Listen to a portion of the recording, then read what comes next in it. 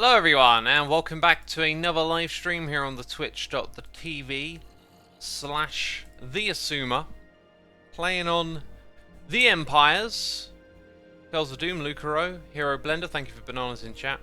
Might just be my last one on here for a while.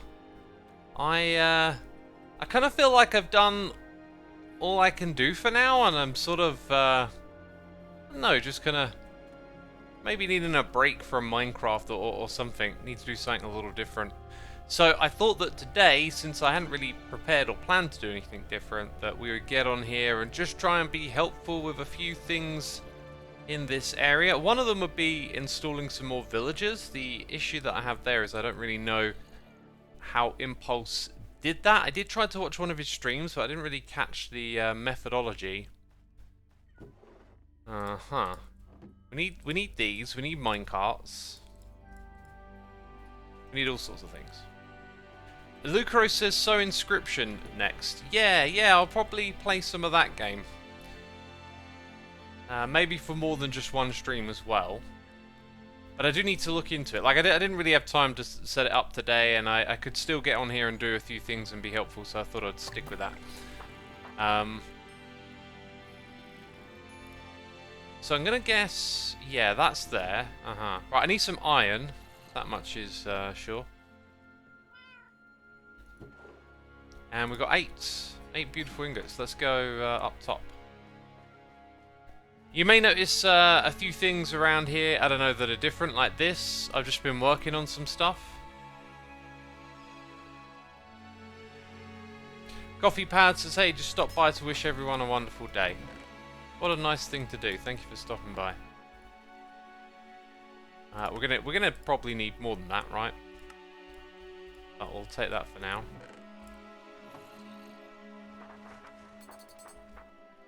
Hermitopia is looking so much nicer now, says Electra. Oh yes, it is. The skulk has been somewhat removed.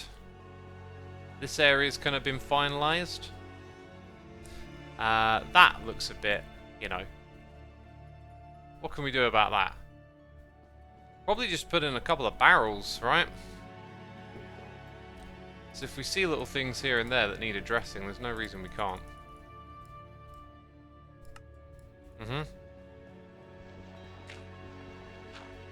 Now I think with barrels it's just the way that you're facing. Yeah, there you go. So I can put those in nice and easy. Been making a bit more of an effort to tidy up as I go along here as well.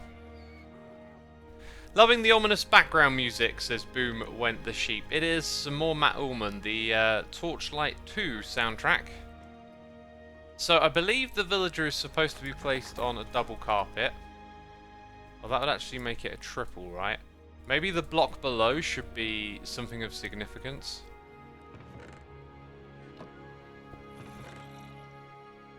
Like some stone bricks or something. Or just something that you would see and it's like, oh, that's different. It's like 1, 2. Buckle my shoe. Oh yeah, then we need the quartz blocks that are behind here. I'll go over the back to here. We should have some stuff with quartz in somewhere. There you go. Some of this stuff is related to what we had going on behind us. So, I'm not sure if stairs get used, but we've got slabs, we've got more carpets, quartz pillars, another one there. So how did Impulse arrange this? It's like pillars every other. Is that a stair and then a slab? And then the block back there. Ow! So if I move this one first... that thing would be there, right?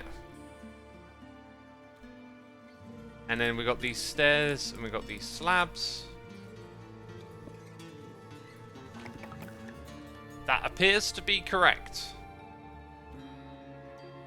And then we would have these things like so. And we probably don't want the villager going on that. So I'm really not sure how to do this. But we'll try and do it in a way where we sort of can't go wrong. Like if I'm hang on, it can't get out of that gap. So if I'm in here with the guy.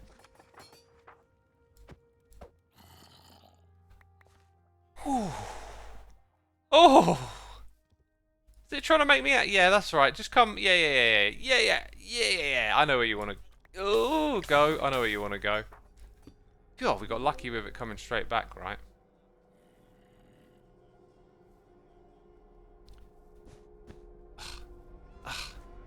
This is where I need some of those trapdoors. Go on, get back in there. Come on. There we go. Ow. I'm gonna do that a lot today. No, not yet. No. Oh God, I was so quick. Oh, these guys are gonna annoy me today, aren't they? There you go. Right, first one down. This guy's got like a head equipped on it.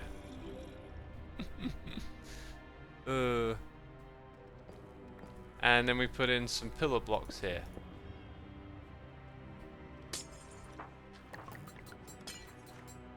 Well, that's one. Many more to go. This thing here, by the way, I think I'm just going to block it off, right? And then block off all the other stuff too down the bottom eventually. So remind me to come back to that. Then I guess it's here that we go down and put in our double carpet. So the difference this time is probably to get more of this stuff in place. Let's see how many of these we can get done today. Why did you put Jimmy in a cell, says Jibby Bonk. Because Jimmy trades books to us, and therefore deserves to be in a cell. Trade books, you go in a cell, that's my rule. We also need some bricks around here.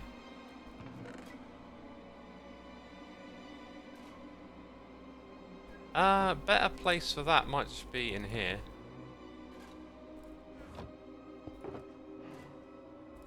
I'm kind of done with those shulker boxes too now that I've done most of my building, so... I think what I'm going to do is this, like right now. And then get all of those trapdoors in straight away, just so I don't walk on them myself. Like, I do all I got to do, but I ain't walking on no magma blocks again.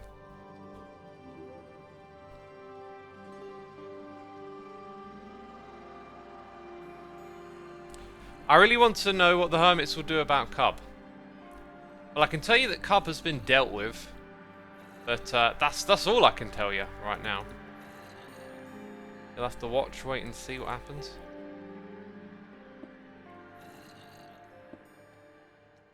Yeah, so then this guy, as long as he can't escape around here, is now kind of good to... I was expecting it to pop behind the wall. That would have been the most likely thing to happen, right?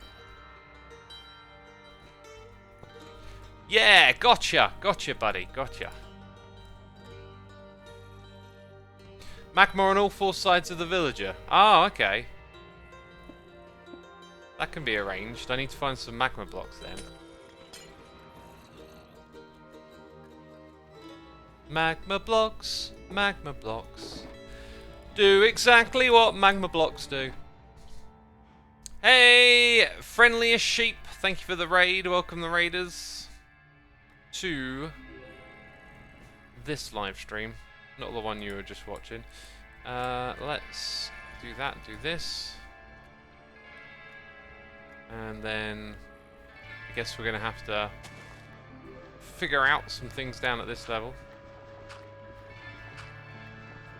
Ooh, that seemed kind of dodgy to me for a second. Ah, so that block isn't on display. Fine by me. Right. Wait a minute. Did I just see something? Oh! Got him!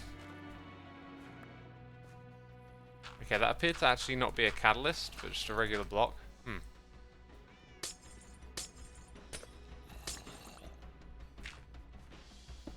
Right, so if we are on all four sides, you need to be there. was very precarious to do this. And then also here. Okay, you happy now, peeps? We're doing it properly. Then these guys need their signs back, right? Blast protection.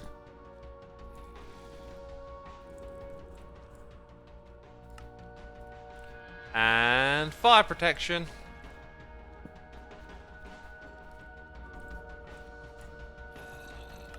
Very cool, very cool.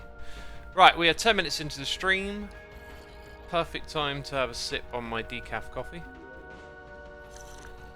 So Magnus says, sounds like Diablo 2 music, right? Yeah, it sounds like it, but it's actually not. It's Torchlight 2 soundtrack. If you're a fan of the D2 soundtrack, you're going to go, X, I thank you from the bottom of my soul because I love that soundtrack, and you found something incredibly similar. I can't remember how I found it now, but like something online, either I was reading or I was looking up something about Matt Ullman and the soundtrack, and then I found the Torchlight 2 soundtrack, and I was like, oh my god, and it's free as well. It's absolutely free. Some good decaf right here. Anyway, I wanted to get some things off my chest as I do on these streams. I have had a real rotten mood dip the last couple of days. I have not felt myself at all. And I also feel like a complete loss as to know what to do with myself. Just kind of getting through it, really. It happens, right? I sometimes wonder, like, what's causing it? What's it tied to? Maybe it's like creativity. As I announced, like, this will probably be my last Empire stream for a while. I don't know. Maybe I've just like run out of things to do here. In terms of like building and creativity and whatnot, and I always like having something creative to strive towards, and I just maybe don't have that at the moment, which is perhaps why I'm feeling the way I feel. But I am used to my moods going up and down. Like, as long as I can remember, my moods, you know, they go into these dips. Oh, it's ugly, I hate it. Yeah, they go into these rotten dips.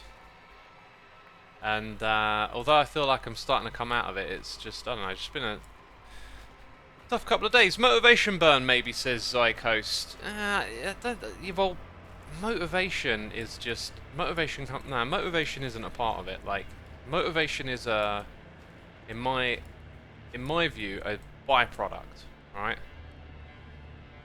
Like, motivation isn't the starting point of anything. It's just a byproduct. Carl says that I might be burned out because Empires has been intense. It's been intense, but it's like been a really fun creative pursuit. That's why I wonder if it's just like, with that drying up, maybe that's the issue. It's just like, we're not doing this anymore, and my brain hasn't like calibrated to whatever's next. I really don't know. I just have been feeling rather odd for a few days. We'll continue to move the bookies over there. Although we did have the nice convenience of them sort of being like right next to where we were, so now I think we probably need to move them with rails. Even the brightest flames have dim moments, X. Great at what you do to keep it up, says It's Hot Dog. Thank you. Yeah, you can't just be happy forever. You have ups and downs. It's just always a battle. And in the past, I would have been really hard on myself for feeling down, just because I would then tie it to, I don't know, productivity and stuff like that. I haven't been like that at all. I've just been like, if I want to lay in bed a little longer, I'm going to. If I'm going to just feel a bit lethargic or whatever, I'm going to. I'm not going to force anything out of myself. So yeah, anyway, that's just where my head's at.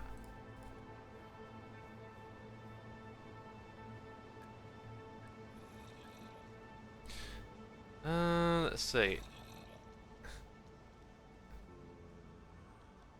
It's always a battle. Sounds like burnout, though, if it always feels like that to you. No, the battle is the moods. Like, I will just go into these mood dips regardless of anything really. They just come. It's like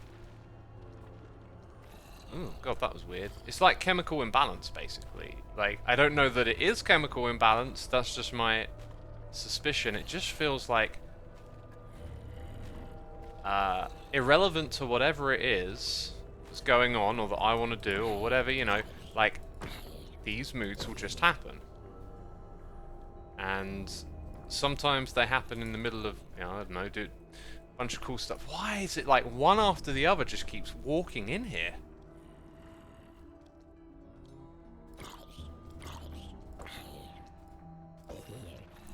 Oh my God, it's so annoying. And why is it like, it's like, look, it's super spreading. What is it doing? I've not seen it do that before. It's like super spreading. Do you meditate? If you get up and dance in the morning, it will bring new energy to your day. This is Karen Davis. I'm not a dancer, but I do deliberately force myself to do things that usually pick my spirits up, but it just doesn't happen. But meditation, yeah, I've wanted to get back into a habit of that for such a long time. There we go. Ruri Rishaha is here for 3 months.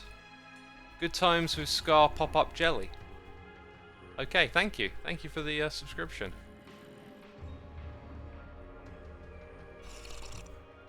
Why will this be your last stream from Empires? Just because I've kind of hit like I think the end of the creative journey for now, and I think I might just play something or do something different for the next couple of streams, right?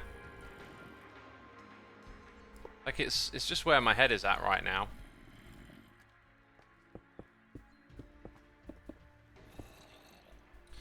Yeah, so doing that's going to help, and then we've sort of gone right where we want. Then we need to fill in this space. I think we want to put on the stair block. Oh, can I hear another one walking up to me? So then we'll block off this bit when I'm in there. Now, there should be plenty of space. Yeah, there you go. Ah, but I missed a step. Of course I did. Perfectly executed, but I missed a step. Now, just whatever you do, give me a break and don't wander straight into here. Good stuff, good stuff. Because now I put that there. This goes here. And then we've already got the one there. That's cool. Right, and where I'm standing now just becomes quartz pillar again, right? Nice.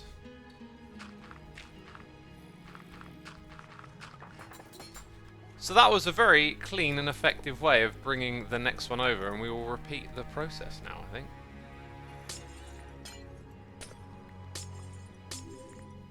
How am I doing compared to Impulse? You know, I wanted to learn from Impulse's methods, and I sort of saw him moving around a bit, but I didn't have the time to concentrate.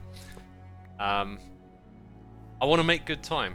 I want to make good time on this.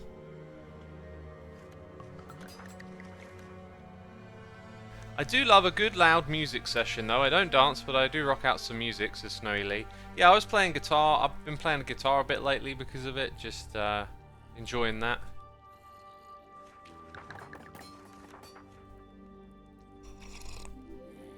But I guess like the peaks and the valleys just feel so oddly constrained by something out of one's control sometimes. Like, you know, the other day I was playing on my 7-string on the Ibanez Universe. Absolutely loving it. Learned a couple of new songs, just felt completely enthralled. But like it was like being on a high, and then all of a sudden it's like you have to pay for being on that high by finding yourself in a low. And so yesterday I was playing those same songs and enjoying it, but just not feeling that like ability to I don't know, kind of transcend or whatever you want to call those emotions when you play music. Anyway, I've been playing on my 7-string Ibanez a bit, learning a couple of new songs, playing some old ones, enjoying them again. Noticing that I think I sort of told myself that my guitar skills had really diminished when maybe they hadn't that much, because I was playing like Morbid Angel and some other trickier stuff again, and not really having much of an issue with it. I was doing all right. And I've been learning some songs in Drop B, an Eternal Lord song, which is like a band that absolutely no one ever knows of from way back when, but me and my mates loved them. I've been playing Mudvayne. What's the song? Dig? Surprisingly easy. That really easy, that song, actually, once you get the hang of it. It's got this weird synergy where how it plays, or what you do on the guitar, just feels a little different to what you think you hear in the song, and that's probably because there's like a lot of bass coming up and like really shaping how the song sounds.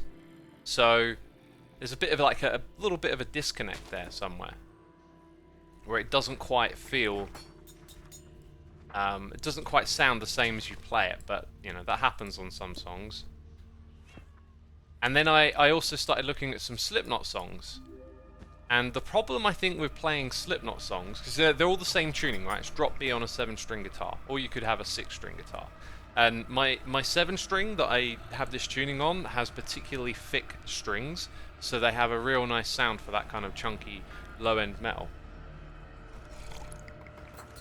But the thing with Slipknot is, you've got 3 drummers, a sampler, and a DJ scratching vinyls, all throwing extra sound on top of a bass and double guitar combo, right?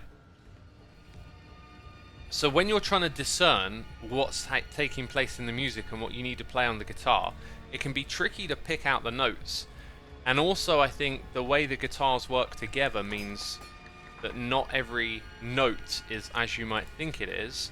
In the track Eyeless, there's this rather simple riff, but whenever you play like the one note or the second note, the string up, the simply just a note up the fretboard, both of them sound the wrong side of the note, but there's no note in between, which makes me think, are they like one guitar plays one note and one plays the other? That usually sounds horrible though. So I don't know how they do it, but just it's a common thing in Slipknot songs when you're trying to emulate the guitar. You just run into these sounds where it's not quite that. What is it? You don't know. But I decided, yeah, I'm going to persist with exploring some of the songs and stuff a little bit.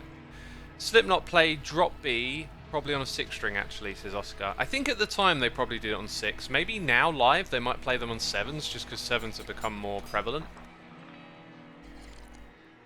Are you interested in foreign music at all? Daring Grey is one of my favourite Japanese bands. Their sound has changed so much over the years. Oh yeah, I love Daring Grey. Seen them live a bunch of times. Listened to lots of their records. Wrote about them on my music blog too. They're a cool band. Japan always has like an interesting take on music. Can't really explain why, but it's quite common you'll hear something from Japan and it's usually got some stuff going on in the music where it's like, how did they think of that? Like, where did that come from? Yeah, I think what we'll do here is block that bit off and then get this guy over here. Julian writes, says, I used to play guitar, but I stopped because I don't have as much time anymore. Yeah, I would say, like, my lesson with playing guitar is that I turned it into a productivity thing, which sort of took my eye off the ball, just the pleasure of playing. And, you know, now when I go and play, I just don't really care that much of, like, I'm not thinking, oh, will this become a video, or, like, am I getting better? I'm just like, I'm going to play and have fun. And it's very enjoyable from that perspective. There we go. Right, so now we're getting a bit of a villager pile-up, aren't we? I think what we have to do is get that one down there just into a minecart, quite simply. I mean, that one's going to stay put. And we've got the minecarts.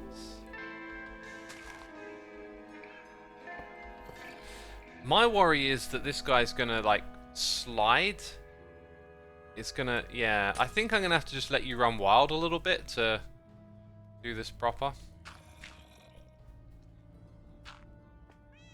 Like... Oh, that's a grass block. I thought it was like the head of a baby zombie. Yeah, now you want to... Oh, I see, I see. Help me out, X.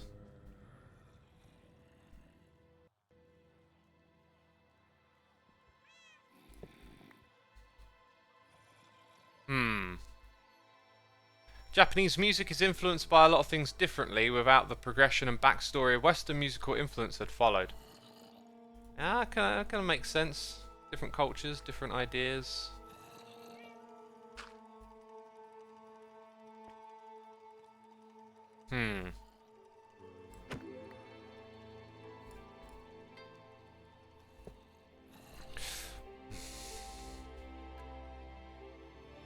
Right, cheeky chap, got ya. Off you go. I mean, this dude could be... Ooh, there's a torch down there, is there? Yeah, I feel like this guy's going to need moving about now.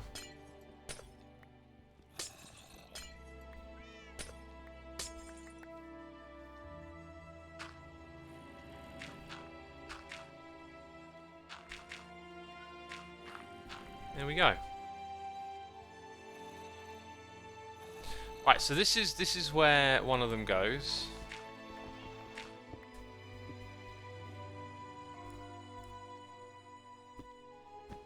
So there's that double carpet. Then we need our pillar.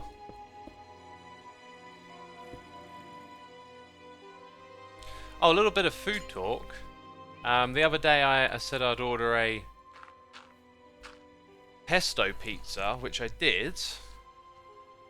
That was a really nice pizza, really different. Did not fill me up though. I did not feel like I ate like a massive pizza, but apparently I did. Pesto is badass, says Snowy Lee. Yeah, when I was eating not as clean as I do now, I'd do something like I'd get a packet of tortellini and cook that and just throw in some pesto and mix it up, and it's like a meal in 5 minutes. Have you tried potato pizza? I have not tried potato pizza.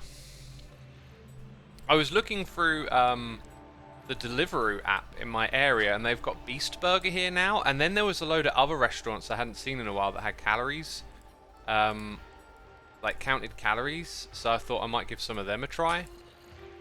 Try some different foods and whatnot.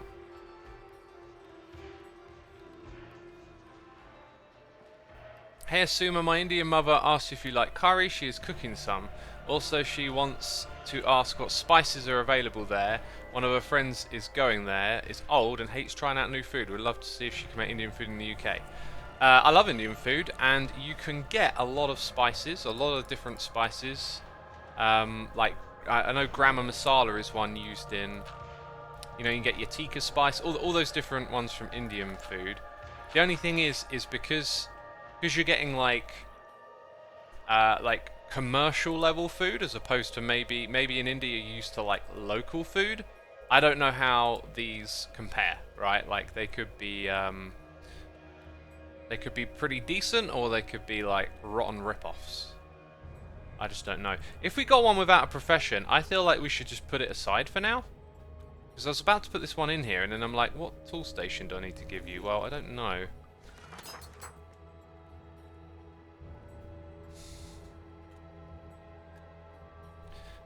Yeah, so you can just like hang out over here for a minute. And then we'll bring over another librarian, I think. And then we got two more. God, we got more than two there? Dang. Got a bunch in a hole again. So next one to come out will be this one. Cumin, garam masala, ground coriander, yummy, says Snowy Lee. Yeah, there's a few more. There's a few more. You can get all of those at the shops. And certainly where I'm from, but like in many places in the UK, you'll have like local Indian stores as well, where they'll have like stuff that's a bit more should I say imported. So you should be able to get what you want to make your curries over here. It probably won't taste quite the same as back home. The things never do, really, do they? You're coming this way, Mr. Master Trader.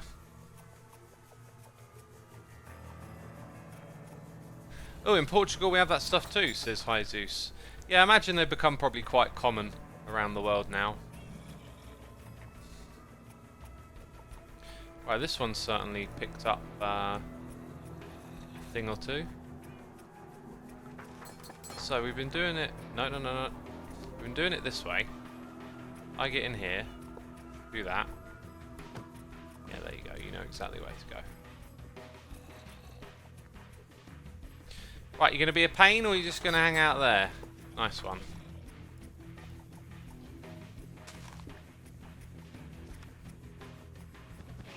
Yeah, and now I'm standing where we need to put pillars.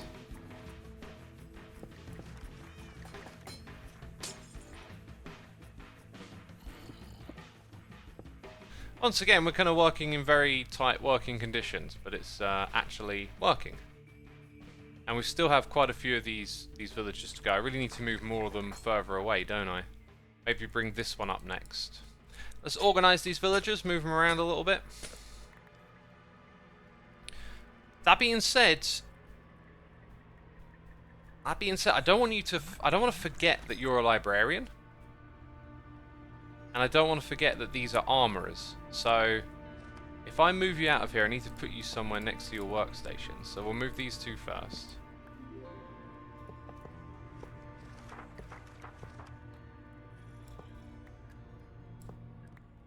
And then go from there. Zog Zog, says random Mift. Zug Zug. That's Warcraft. That's Warcraft. I'm gonna put it there.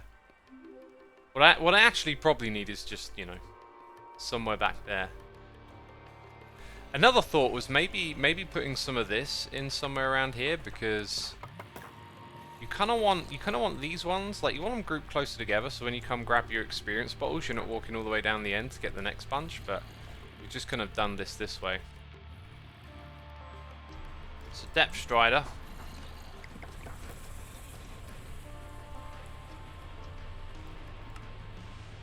My stomach is making glug glug noises. All this food chat says it's a beetle.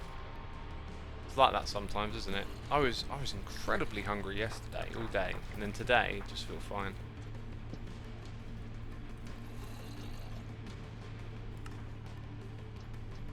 Sharpness, channeling.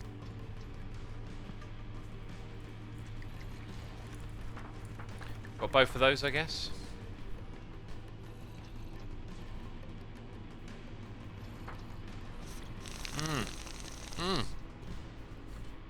Some good old water hydration.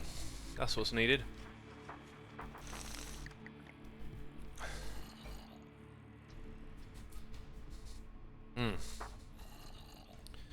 Right then, so... Oh, look at this. This is no good. Oh, dang it, I'm making destructions. Making destructions.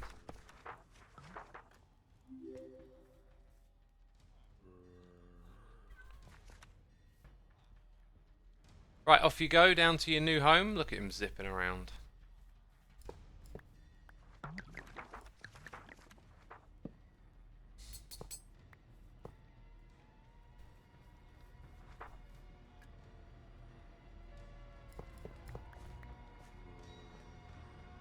I love it when Xisuma slurps some water, says Prem Dog. Oh, I'm glad you do. Making Destruction is the name of my Metallica cover band. That works, that works.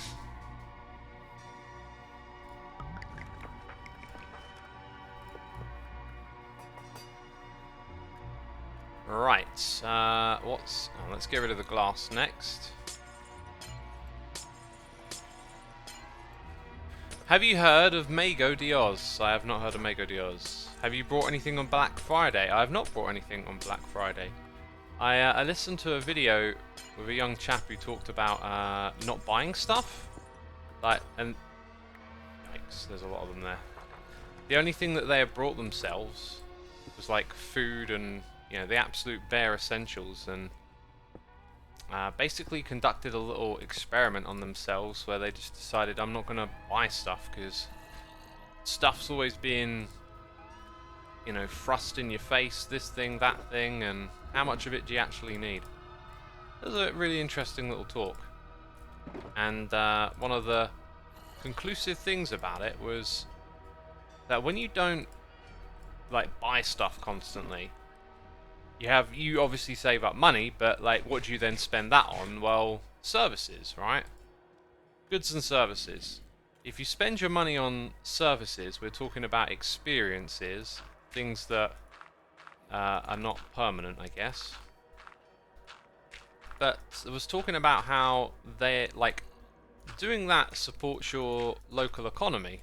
You know, going out and eating at restaurants, visiting places, going to shows, and they supposedly create less waste, which sounds okay. That makes sense. You buy something, comes with a bunch of packaging. It's a thing that had to be made. Yeah, and it's just one of those things where it's like, all right, so society as a whole seems to value this whole buying and owning stuff a lot, but how does it play out? Like, if we all brought less and spent more of our money on local economies, what would that look like?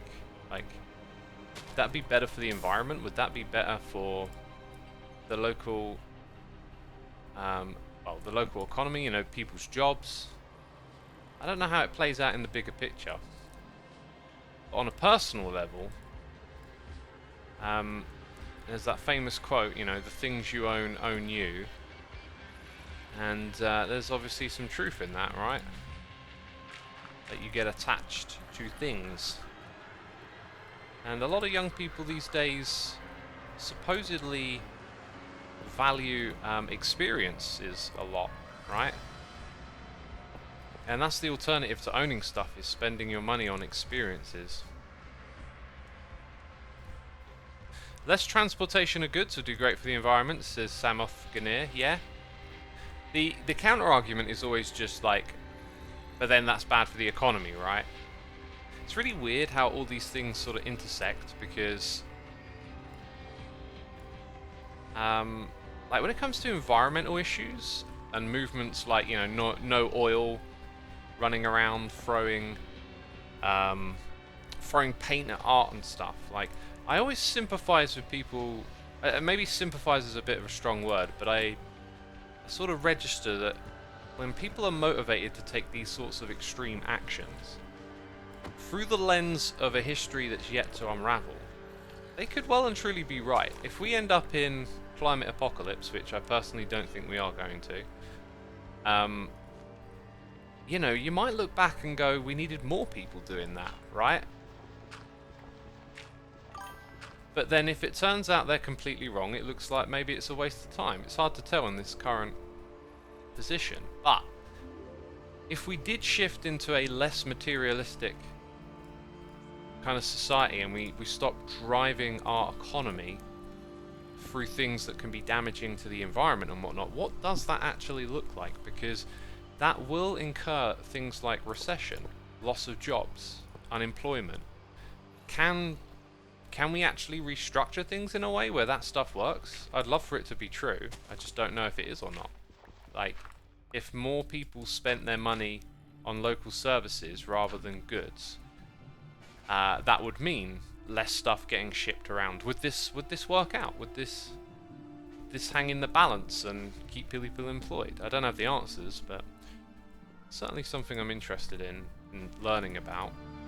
And just from a personal perspective, for me, with consumerism, I try to pay attention to myself, as if you're going to look at yourself less like, oh, I feel this way, I feel that way, therefore that's me and I'll do that. And try to glean, let's say, what are the reasonings, what are the influences? Why am I feeling this way?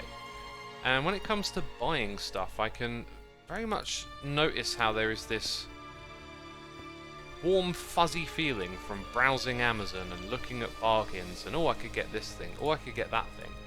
But I've also observed it's completely fleeting. Once you've got the thing, it pretty quickly just becomes irrelevant. So I try and be smart with what I buy. Like, do I actually need this thing? Is it really relevant? What utility is it going to bring me? You know, I don't upgrade my mobile phone every year.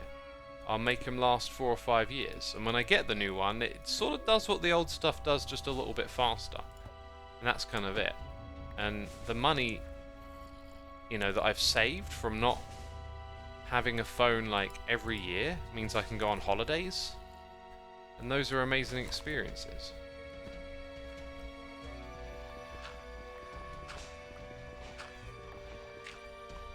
Why don't you think we'll end up in a climate apocalypse, says Dotbit Gaming? Great question.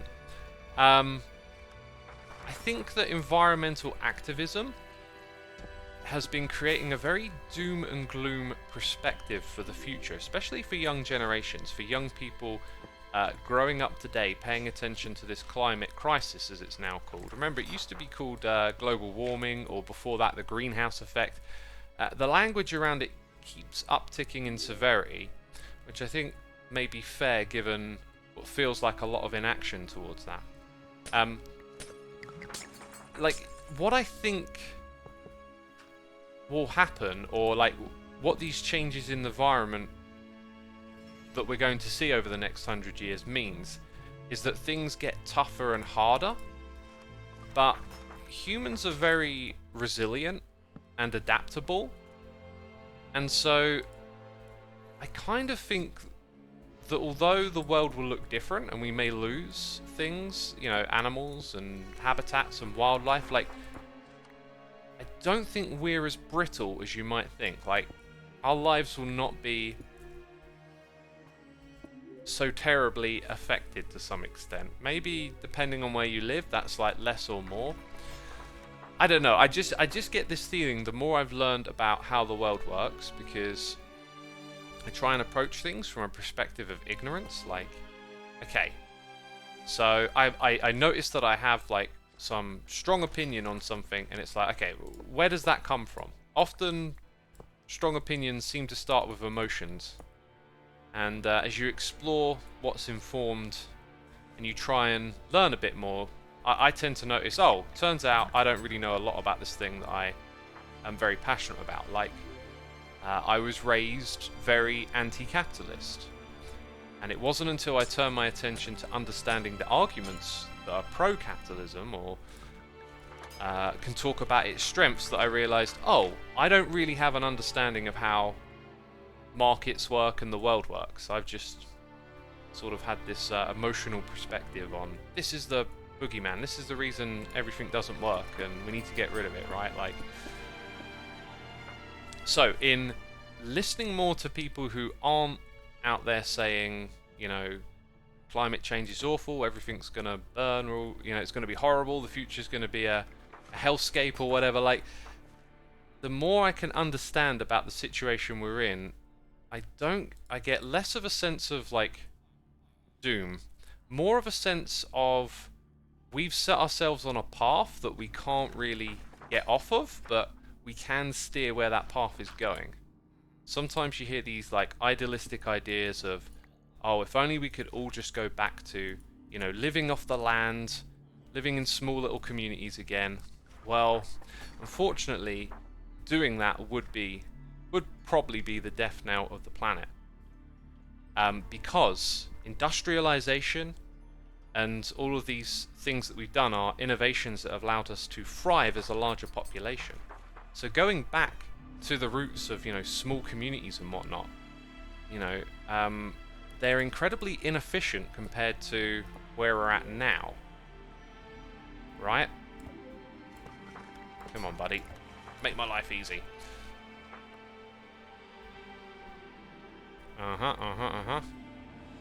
So like, we can't live. Ooh, I might have forgotten about those, so we better do something about it. We can't live as 8 billion people on this planet, which we passed, I think just a few days ago, in the way that we did when we were, you know, 1 billion people on the planet. Industrial farming supports the population, but these practices, they scale. They bring about efficiency of land usage and whatnot. You can't just go back to the old ways. So I see it like we're on a train that almost feels like it's roaring out of control, but we have the opportunity to steer it. And as much as technology and whatnot can be linked to some of the problems that we are facing, they are also going to be the solution too, because it's like we're on a train that we can't get off. We can't just go back to the old ways of doing things, unless you want to reduce the population, which is a very dark place to go to, right?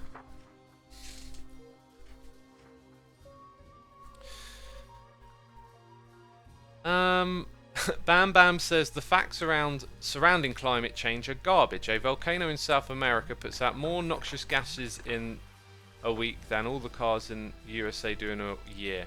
So what I would say to that is, you've sort of like narrowed the view down to here's thing A and here's thing B, and because that is more than this, the whole thing's nonsense.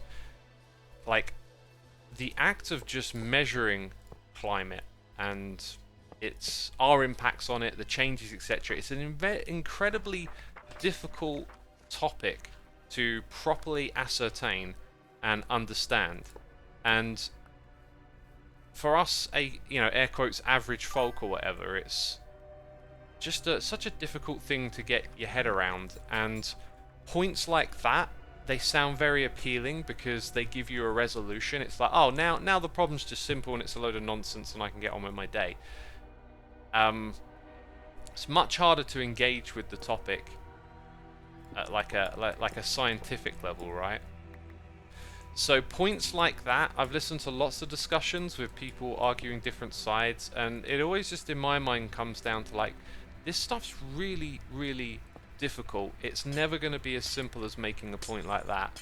And like, what's better is to not get hung up on such things and talk about solutions, because these solutions, regardless of if we are causing the effects or not, are still solutions that we need and solutions that benefit everyone.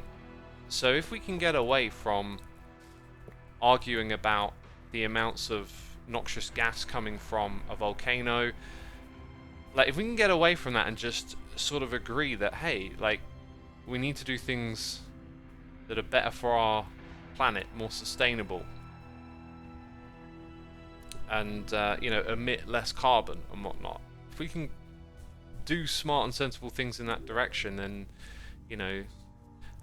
Durf also makes the point, the volcanoes exist in nature, cars don't. Yeah, so like volcanoes are part of Earth's natural cycle, and that's a natural cycle that changes. Climate does change over time, usually at a slow rate. But what about cow farts, says Remusic. There's so many aspects. Like, think about how many variables there are involved, right? So you take this point of the car and the volcano, and it's just incredibly simple because it's two things in a very big, complex world. So just start imagining all the variables and imagining all the calculations and science you'd have to do. It just becomes very difficult quickly. It's too much, and it's like, need to perhaps leave this to people who really have put in the time and effort for this stuff, and maybe just focus more on finding solutions as opposed to getting hung up over like a political take on it all or something.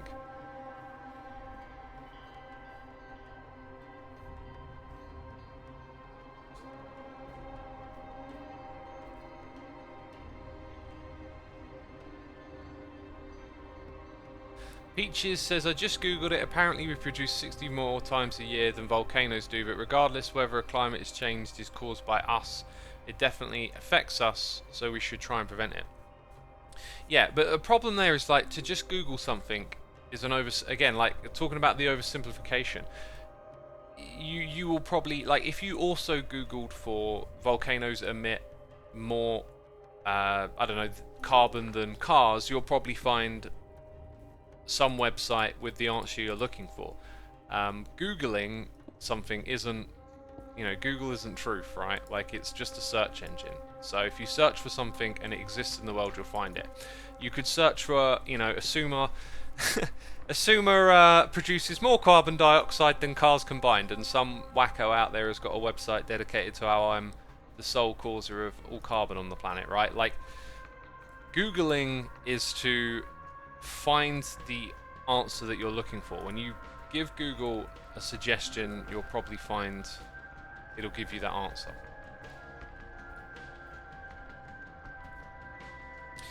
The Penguin Girl says, this is making me sad. It shouldn't make you sad. All the things that I'm saying are, I believe, like, when you understand these concepts, it is better for everyone that we can get a handle on these things. Because a lot of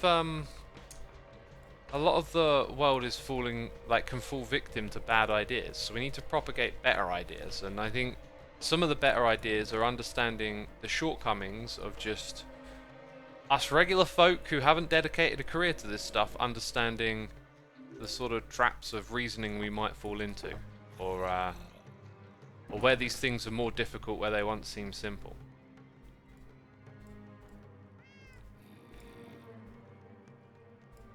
Because, you know, hopefully, like, some of the things I've said now give you the ability to, like, spot these sort of lines of reasoning or whatever.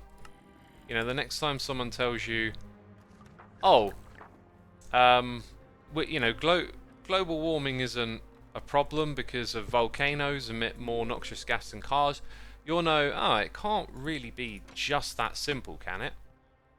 It can't. You know, you'll have the tools to sort of explain, look, there's so many more variables on this planet than just cars and volcanoes, right? And I think the average person can understand, yeah, I guess actually there is a lot more variables than just these two things that were highlighted to me a moment ago.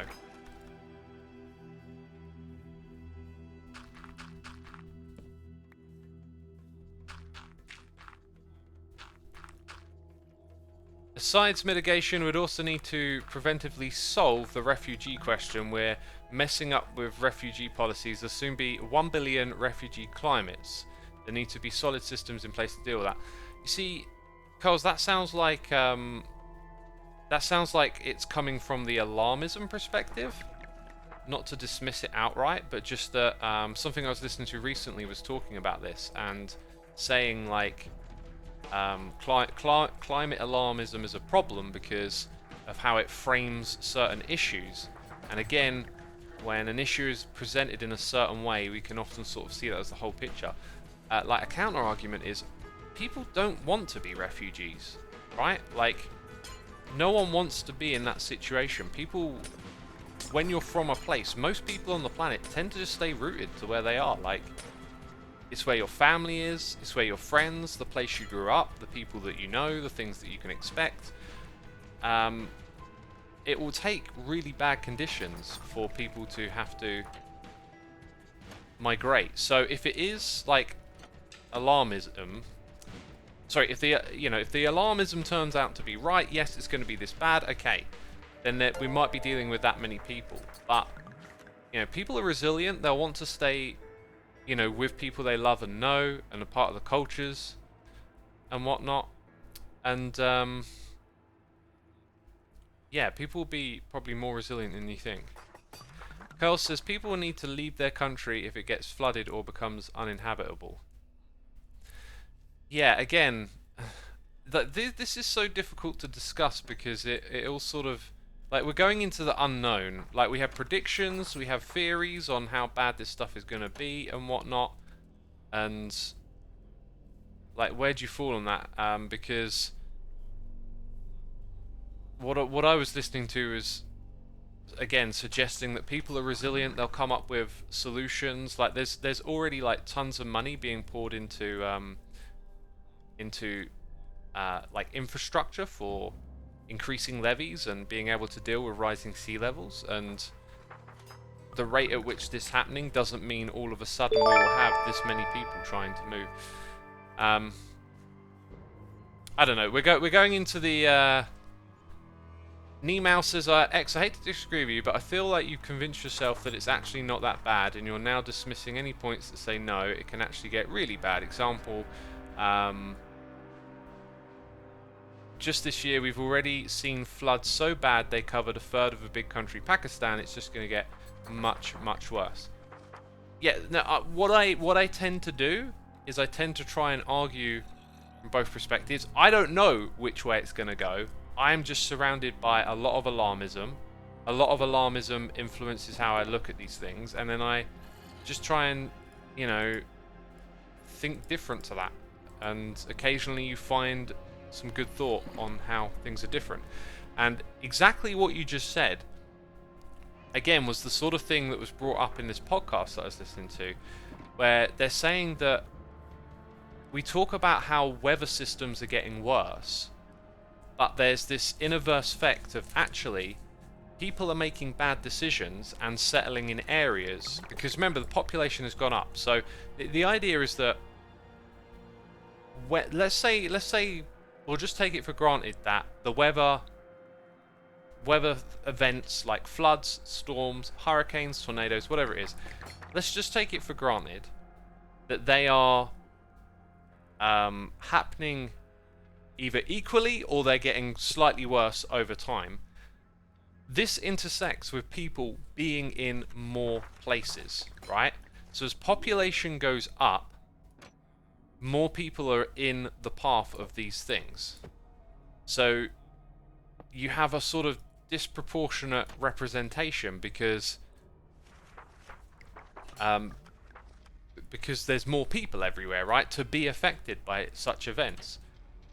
So you might say floods are increasing in Pakistan, but you could also say the population is increasing in Pakistan. There are more people living where the floods take place.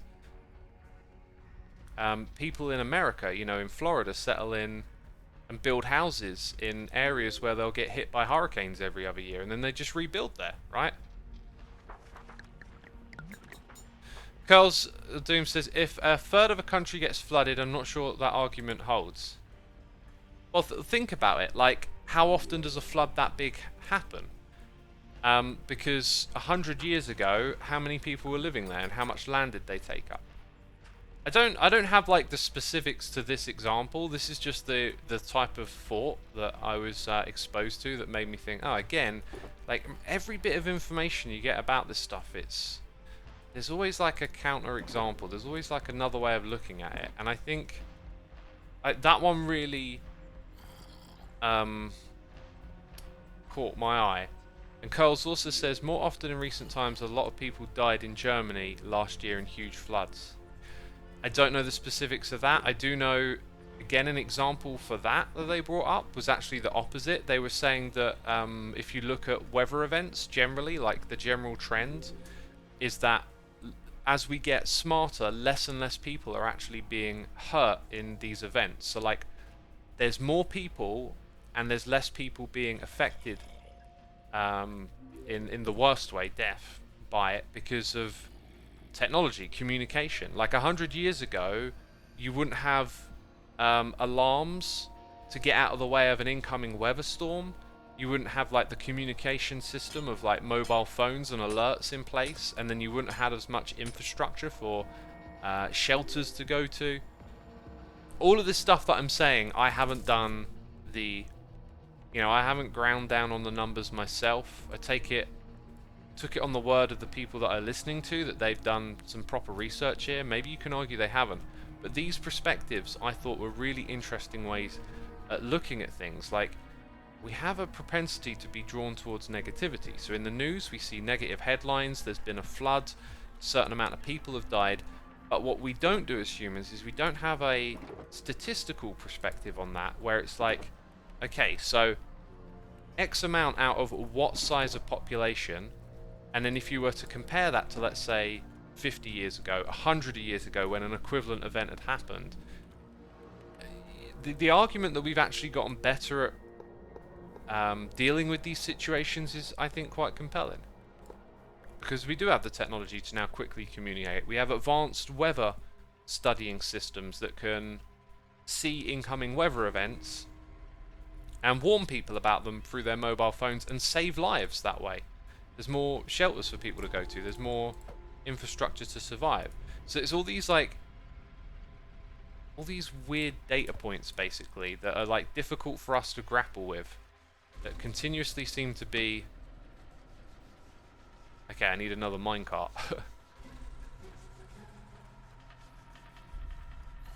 Hopefully some of you get what I'm saying. I'm not trying to tell you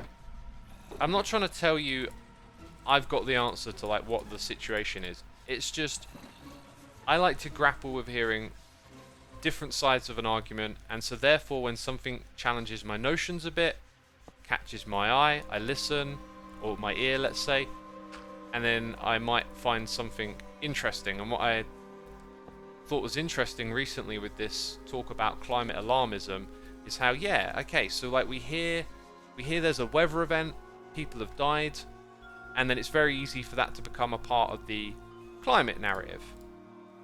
But like, do we have the means to grapple with that historically, understand that there are bigger populations, also bigger populations in areas that now have technology that enables them to survive such weather events easier? Like, it throws a lot of this stuff into an area where, I don't know, it needs more questioning or something. It highlights how difficult all of this stuff is.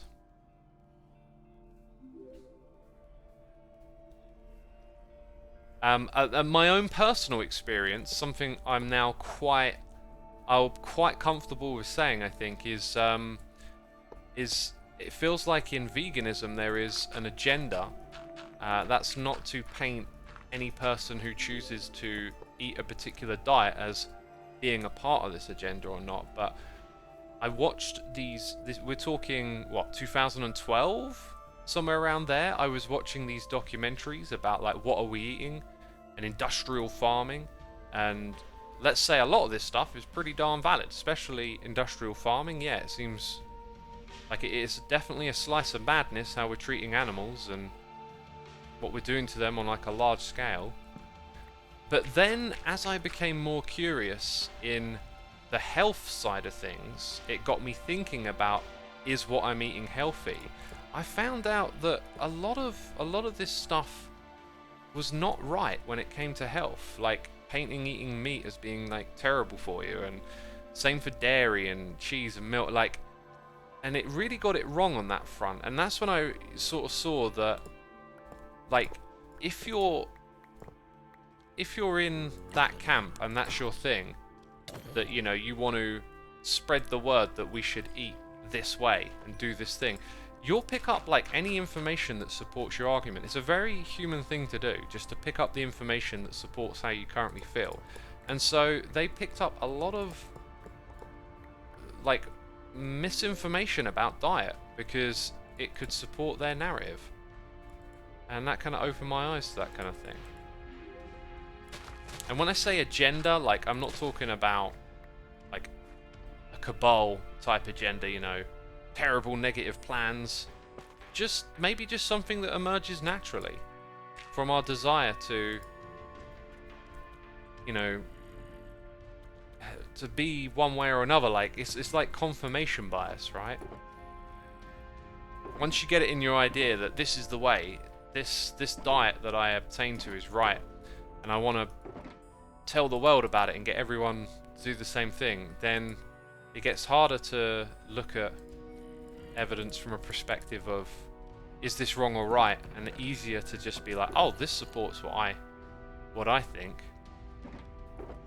Oh, it's nighttime, isn't it? That's why we're having some naughty visitors. And then the skulk is going to go wild over here. Why is it going so wild? Look at that. Never used to spread that much. By the way, 10 minutes ago, we had Icy Poor Lover here subscribing and throwing cheers and bits. Thank you so much, my friend. I appreciate it. I was deep into a waffle there. Jay Icarus is here for 6 months.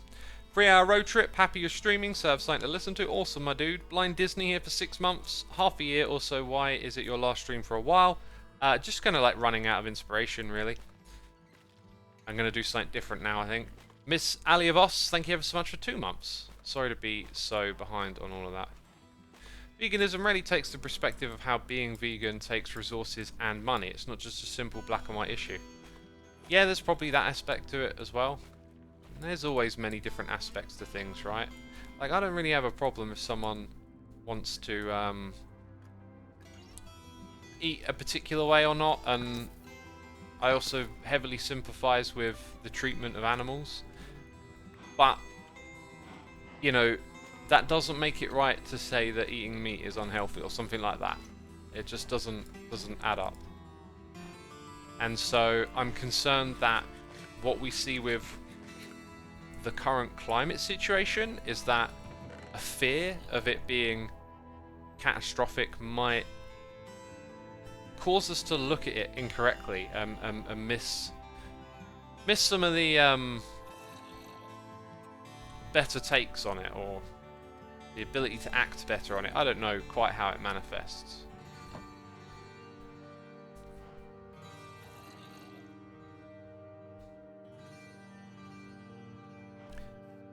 Well, I keep trying to remind myself what I'm trying to pick up, and it's packed brick. And I'm not sure. I've got a tiny bit in here, right? I think I've pretty much used up my supply. Oh, there you go. There's some. We can finish this little bit with that. X is just a scientist at heart, says Determined. I'm really not.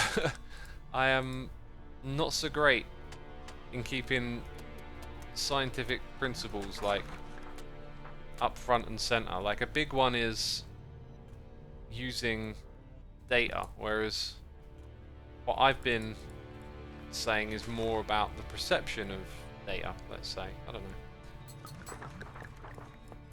I'm just a guy chatting, and I'm hopefully doing an alright job of pointing out that I don't have all the answers. I'm listening to stuff, I'm hearing ideas, I'm taking them in, I'm thinking about them. Everyone has the right to do that. I think everyone has the right to partake. I don't think it makes sense to rule people out or say someone's not allowed to talk about this topic or not, but like, we need the tools to do it the right way, to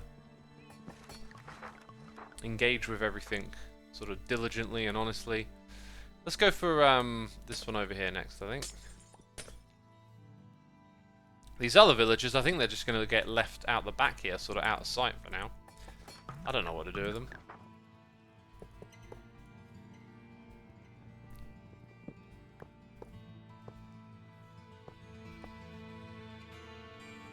Critical analysis is the scientific way. That's what I meant. Sorry, says Determined. Yeah, I mean, I appreciate your good intentions. Don't get me wrong. I just would not call myself a scientist, or I would not label this as scientific thinking. I am just trying to be very open and honest with, like, each of the different ideas, where they come from, how they could be wrong.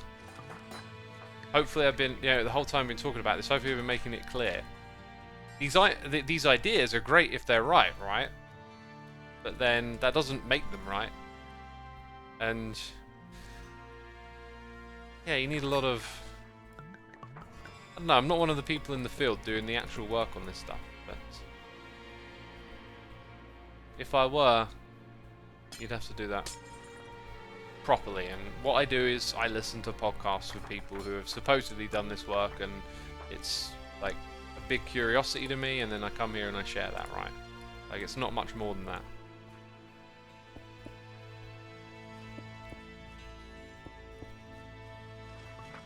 But yeah, one of my big takeaways from this climate alarmism thing is just like,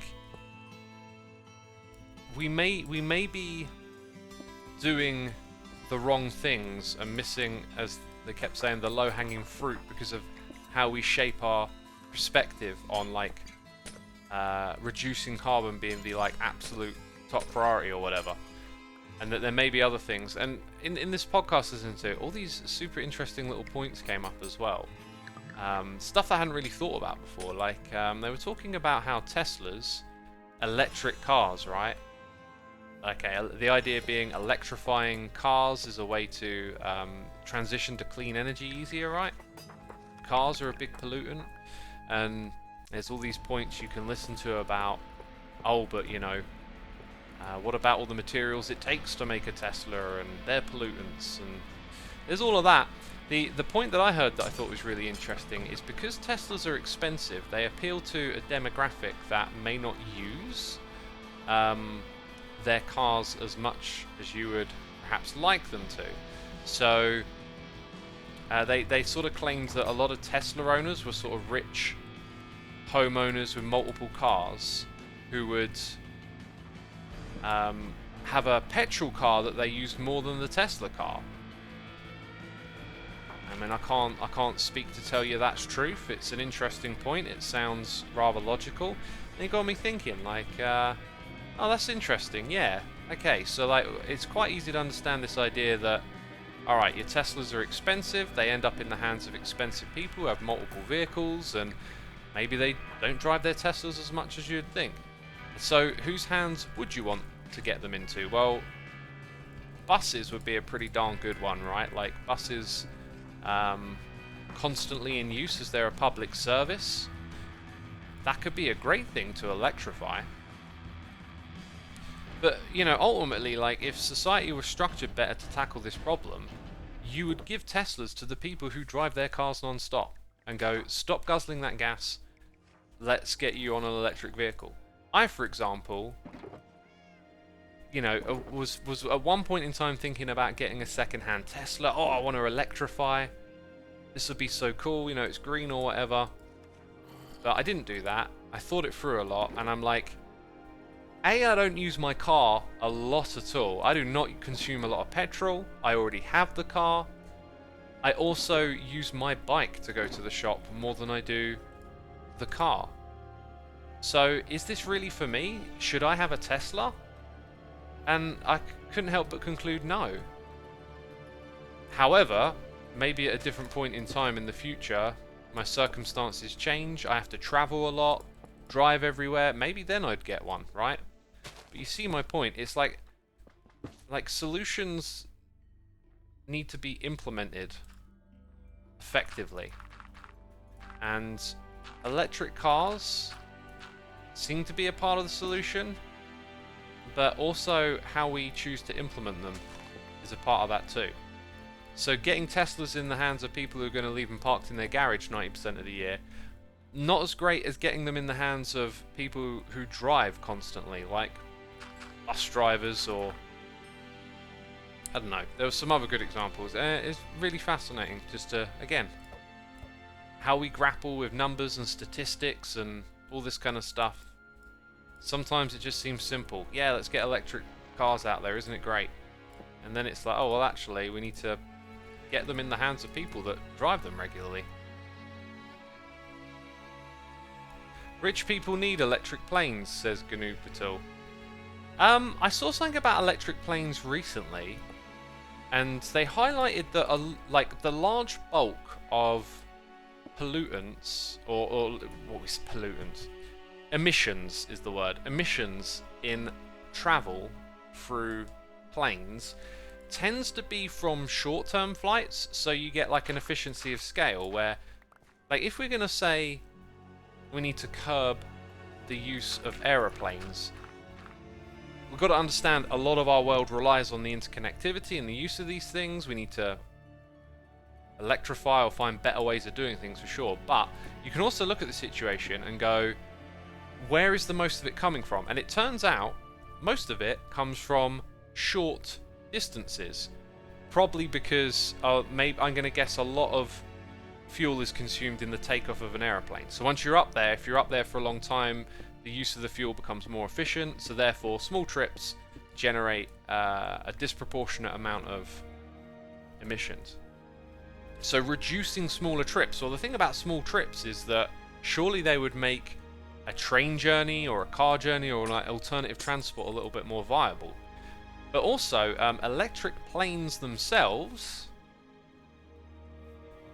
electric planes are probably going to, aeroplanes, I just said trains, didn't I? Electric aeroplanes are probably going to be tackling those short distances. So as they come around, they'll be taking on that very thing, which I thought was really interesting. So the arrival of electrified aeroplanes could tackle the biggest emissions of fuel-powered aeroplanes. I thought that was kind of interesting how those things are sort of close to one another. Kind of made the challenge, the difficulty there maybe not seem so crazy. High-speed rail was so successful in Italy that it caused one of their short-distance airlines to go out of business, says JCE1. Interesting, yeah, high-speed rail.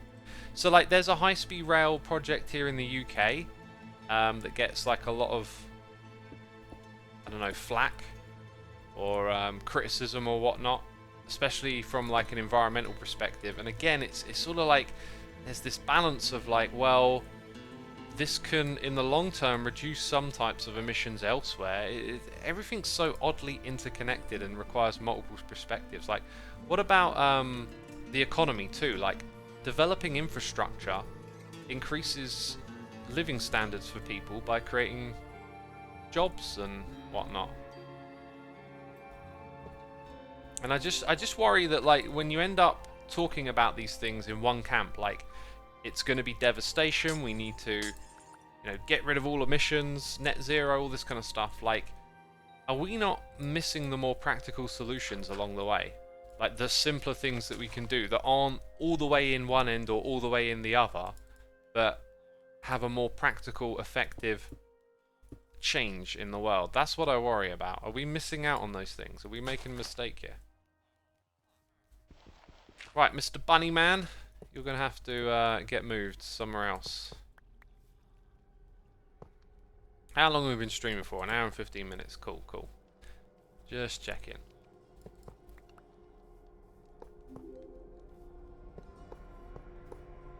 Would be interesting to look at statistics, says Misa. Yeah. Statistics can be very useful if done right, I guess. Yeah, if I put a minecart on that, I think it's just going to push it back into the block. But no, whoa, whoa, whoa, whoa, you're coming out. You're coming out. That should have really got you. And again, that should have definitely got you. And now you're free. Oh, come on. You're practically standing in it. There we go, got you. Right.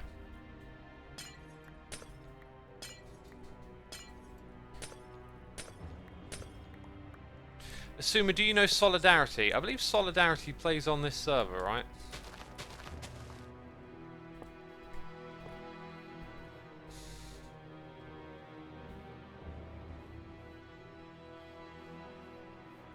Right, now that you're over here and that we have one more nearby to move, I think I need a little bit of a change just before we start on that.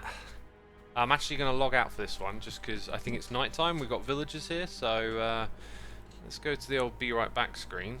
I'm not actually going anywhere right now. I'm literally not. Let me explain. You need to hit that follow button here on Twitch. There's 1,000 of you watching. If you haven't hit that follow button, be sure to do so.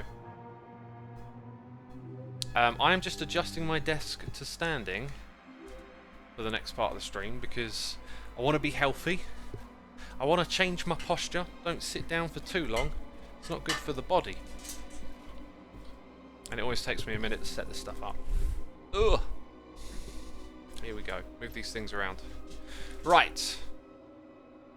I'll be right back, peeps. I will actually be right back because I'm going to nip to the loo. And then we'll crack on.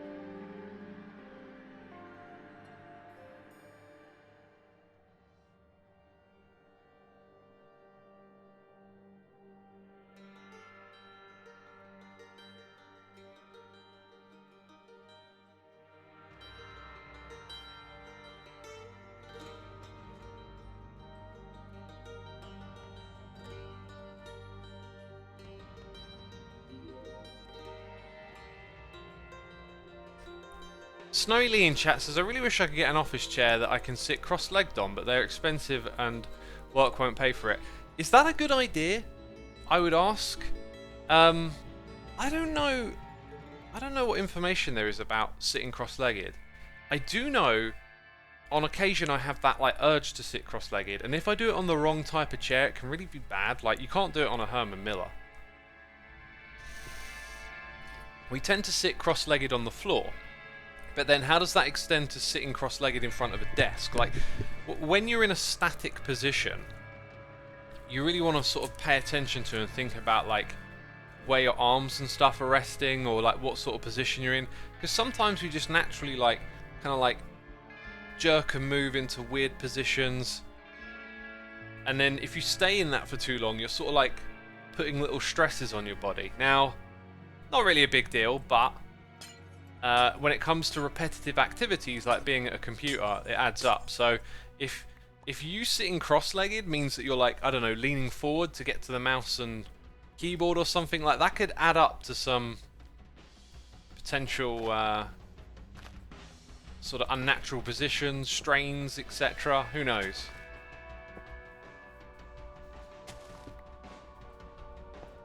Anyways, I got a message here saying, what podcast are you referring to? I'd be interested in listening to that. It was Lex Friedman's climate debate podcast that he done recently. Really fascinating listen. Absolutely everything he has been doing for a while has just, for years even, has just been like some of the best, most thoughtful listening material I've encountered. I cannot give higher praises for what he's been doing. Anyway, on this one, what he did is he wanted to bring in someone from either side of the climate debate to discuss together, which was very appealing to me because I like to hear two sides of a story. But in doing so, I think, he tried to pick respectable people who were more towards the middle so that they could actually have a proper debate without it getting too heated or anything, right? And in doing so, I feel like a lot of the time they were both actually on a similar wavelength. Like, they were both looking for, like, practical solutions and differed in certain areas. So the conversation, I felt like, in itself, there was a lot of things they agreed on that maybe could have had some pushback alongside, presented in one way or another. But either way, a really great podcast full of interesting ideas. The most memorable ones for me being just how we hear information in a vacuum so often, and then it's just part of a narrative. Okay, this thing happened over here, therefore it's part of this other bigger thing. And ascertaining that might be more difficult, especially with some of these ideas that they propose, that you're talking about a world today that is different from a world in the past. So when you talk about how weather events impact communities and people, like, it's both communities and people are different, as are, well, maybe not is what they were suggesting, like the difference in the weather events. People get hit by these floods, yet floods have been happening for a long time. Lex Friedman is the podcast, says me, so if you go to his channel, it's the climate debate. Very recent one. Maybe even the last, actually. I can't remember. God, I listen to just absolutely everything he does. Not Night in Row. Thank you for 69 months, my dude. Evil-X right there. Welcome to the stream. Gun301 here for 54 months. Happy I could catch the stream. Been loving the Empire's crossover. So glad you all took the risk, and I think it's turned out absolutely awesome. Thank you. Yeah, we definitely took a risk. We had to go into different territory to do this, and it turns out to have been a fantastic, terrific idea, really. Right, so what we want to do next is just secure these villages that are unused, I guess. I could just use some glass. I was just thinking, like, what material is helpful here. We'll use glass. Give more nudge into the corners.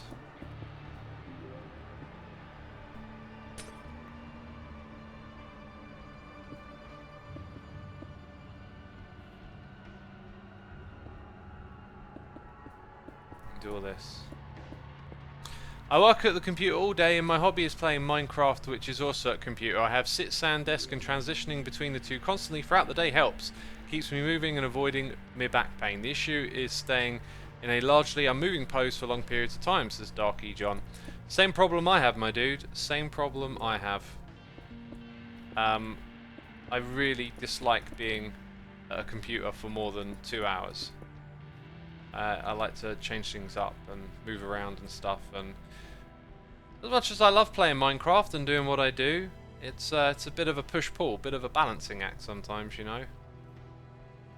That's why I tend to just stream for 2 hours, because I get cranky. My body's like, move, do something. I don't like being sedentary.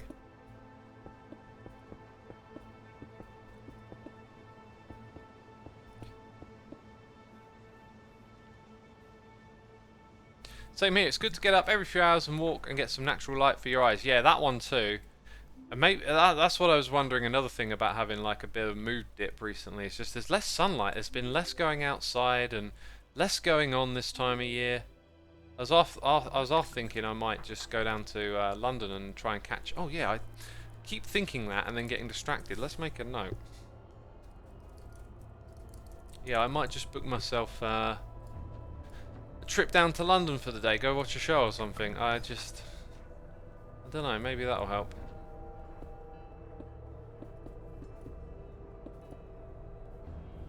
Let's keep getting these suckers in here. Oh, we're reaching this bit now, are we? Let's see if we can see that over there, that wall. Maybe we want to try and keep everything this side of it, I'm not sure. Let's see if we can get you in here. Difficult to get sunlight when it gets dark early. Exactly, yeah. I mean, I still get out for like a morning walk, but it's not just like a lack of sunlight. It's like cloudy and cold, and I think I just enjoy the summer more as I gotten older. I used to love winter. You know, winter's all majestic and dark and yada yada yada. One thing I do absolutely love that a lot of people don't is like walking in really dark places at night, like forests and stuff. Always love that. Like, sort of close to like spooky vibes, you know, where things will move in the bushes and you'll jump a little bit. I've always loved that. But when I was younger, it's like I used to just love the winter season more than the summer, and now it's kind of like the other way around. Come on, you can make it, buddy. There's room. Okay, it doesn't appear to be room. How can we shuffle you all into this space? Do you know, maybe the space should just be a bit bigger. We can obviously get away with it being a bit bigger.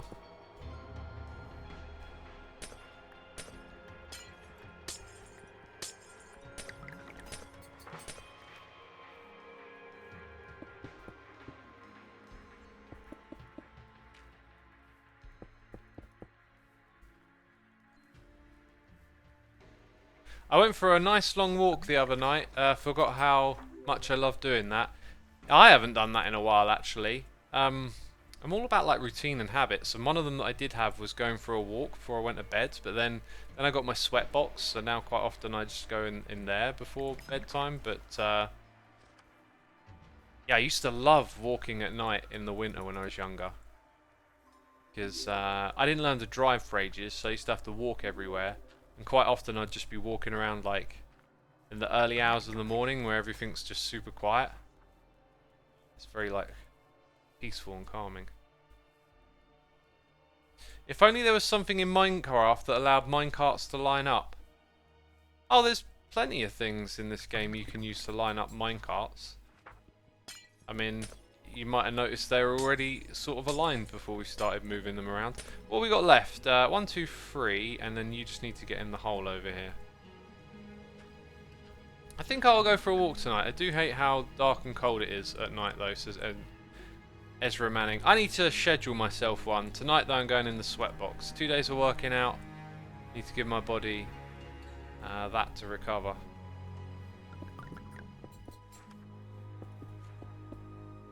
There we go. Right, so they're now just sort of there, out of sight, out of mind kind of thing. And we have 3 more villagers to put in. You did not get your workstation back. That is in... Oh no, wait, you did. You just don't wear a hat. Right. So I could literally put 1 here and then 2 in the middle, I think. Let's see how that lines up.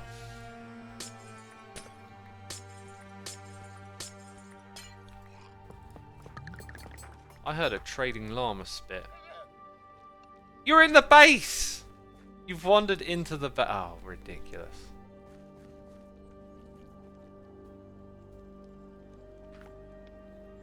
I spend a couple of months away, and when I get back, there is a villager rabbit on. Good go on, says Lee Albus. We're not on Hermitcraft, though, are we? You know that, right? Actually, I might use that, funny enough. I thought my inventory was full. Something gave me the impression it was full for a second there. Right, so if we got one there, then and we want two more. I guess it's somewhere around here. So I think it could literally be that they stand there. So this might be the end of the road.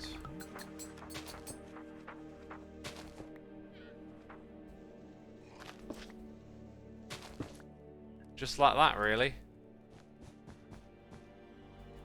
Let's cover up the magma blocks to begin with.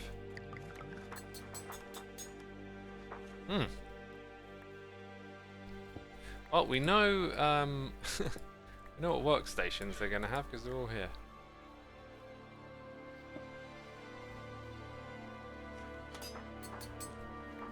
Yes, it's going to be there and there. Then they need magma blocks under, is what I've been told.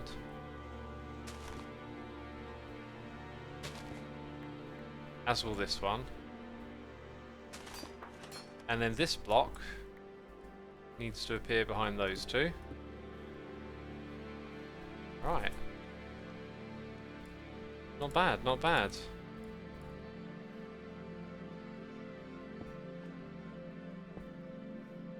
So that's directly above that. Let's go ahead and go 1, 2, 3. Now it should start to get a little easier to decide like what and where to do. Like I think I'm going to put that there. Aha! Good riddance.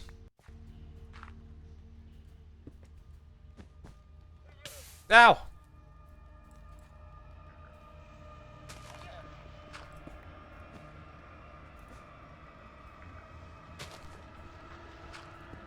Nice find, thanks. I wish I didn't have to find them though. Skulk busters. We are skulk busters. Man, I really loved doing a little bit of myth busting in that recent episode. I really want to get back into that. And I missed it a lot. Ooh. So how the rest of it will look, I'm not entirely sure. But what we can do is just get them into place for the time being. That should be pretty straightforward.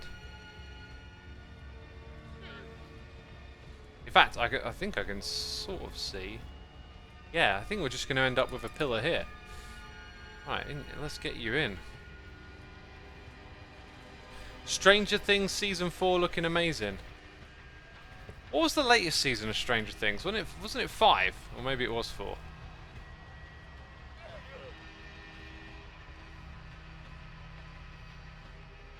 At some point I need to get you out.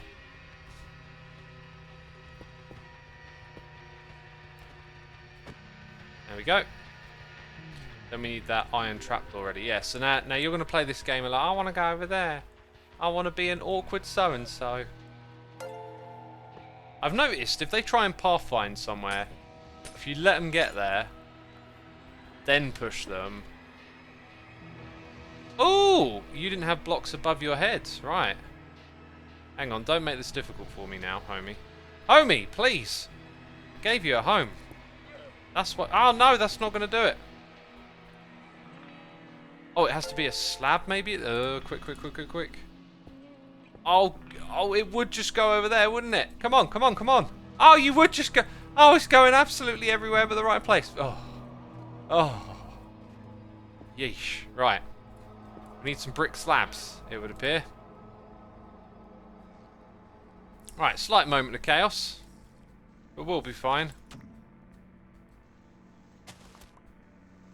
A couple of noises in the ear. Some Amazon Prime subscriptions being used. Thank you for using your Prime.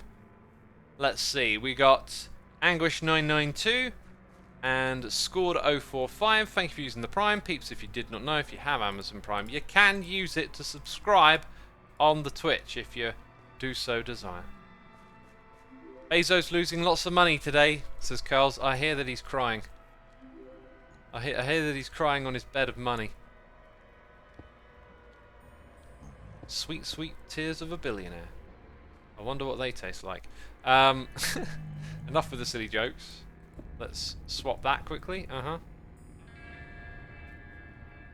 have to change this roof design in a minute. Roof. The roof is on fire.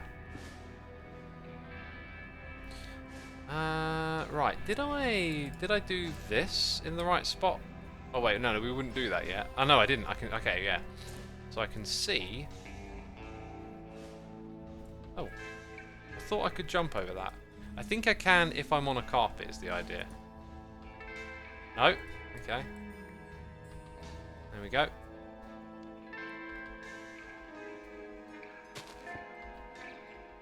Right, that's that corner done.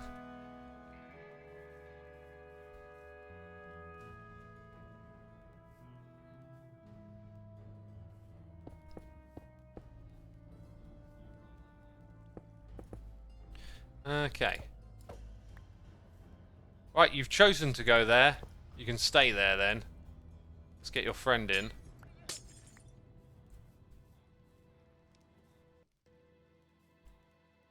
X making great work of this, says Syrinx. Thank you. I'm curious to know how I did compared to Impulse in terms of pace. I got no idea really. Just I sort of thought that I would be terrible at this and that I'd be doing it wrong and slow. But we seem to have not done terribly, maybe up until now. Nope, we got you boxed in. Oh, that didn't work. Girl says, I don't know how you did, I was too focused on the waffle. Well, how I did was this in an hour and a half, basically. However many of those round to here we did.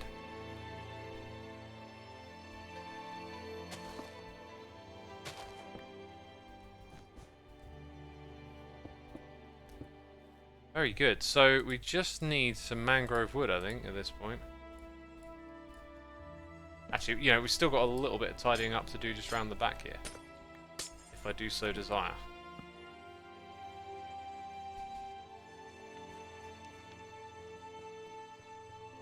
Hello. Hello!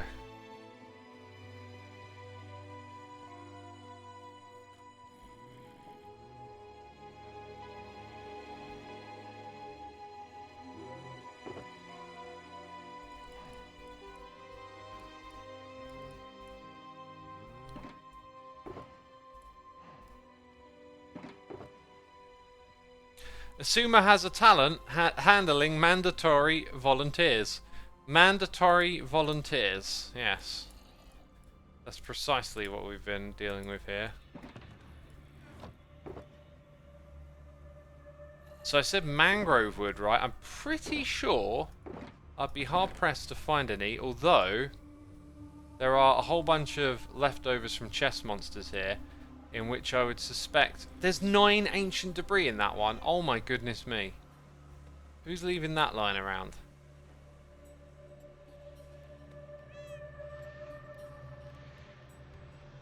It's a bit of a ways to go get some more mangrove wood is what I'm thinking.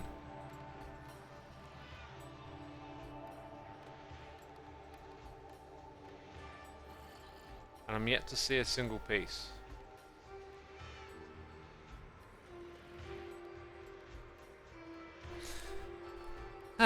Right. Pretty sure there'll be none over here. Uh-huh. So where might I find some? I'm the only one online. Pretty sure there'll be none in my own shulker boxes. Oh! Well, see, that was an assumption not worth making then. Because it turns out I do have a teeny tiny bit left. Oh, don't I have like literally one of those slabs left? Okay, typical. Let's just chop those away. Oh look, it doesn't align properly. Our little secret. Don't tell anyone. So yeah, I need 2 brick slabs and then it's done.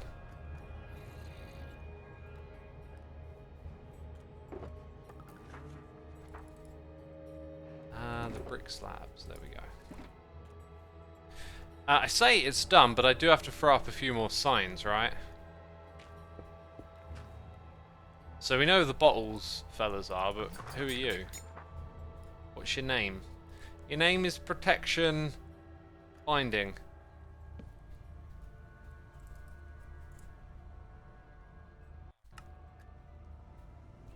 Your name is Sweeping Edge.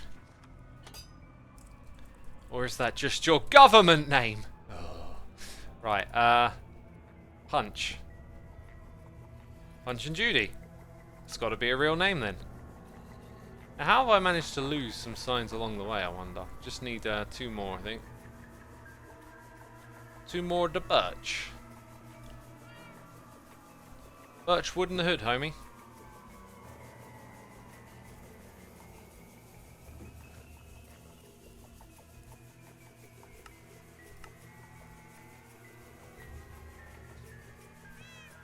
Your government is giving you names, says Halfbeat. Think about what your name is and then realise that that's your government name. Feather falling, efficiency, silk touch.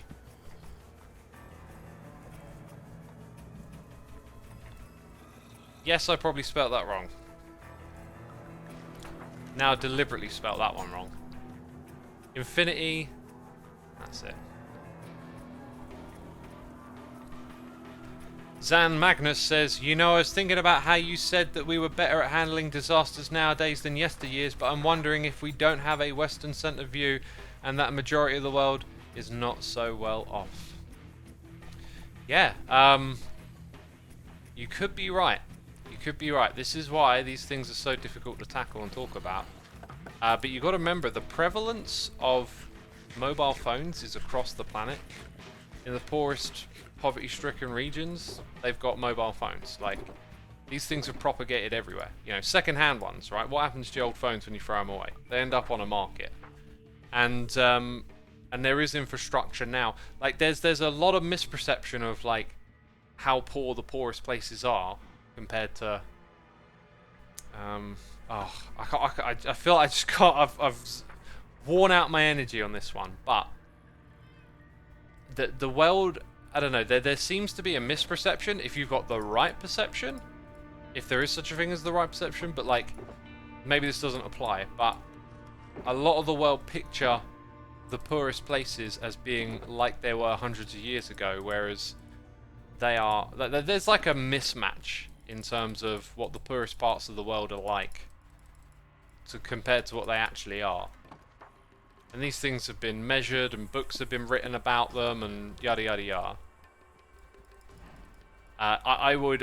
My hunch is that just because of the prevalence of mobile phones, it's quite likely that their ability to warn people of incoming weather disasters has saved a ton of lives. Anyway, what we're doing next is we're just going to sort out all of these materials because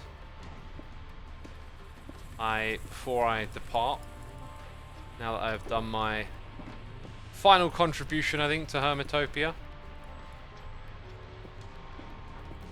I shall tidy up some of these chests. I noticed that some of them just like have next to nothing in. We've also got some over here, haven't we? Then I've got my own, so I'm not really going to use them anymore. So they get to become a part of all of this. And then as for my personal stash, well, I don't really need the diamonds. The rockets can just go in there. Don't need the iron. That would have been handy the other day. I forgot that I had that in there. What of this do I even need to have lying around? I think just the arrows maybe. So then everything else... Look, see that's basically an empty chest, right?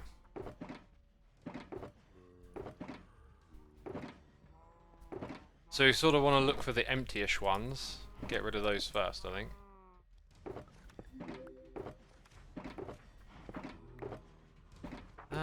There we go, another empty-ish one.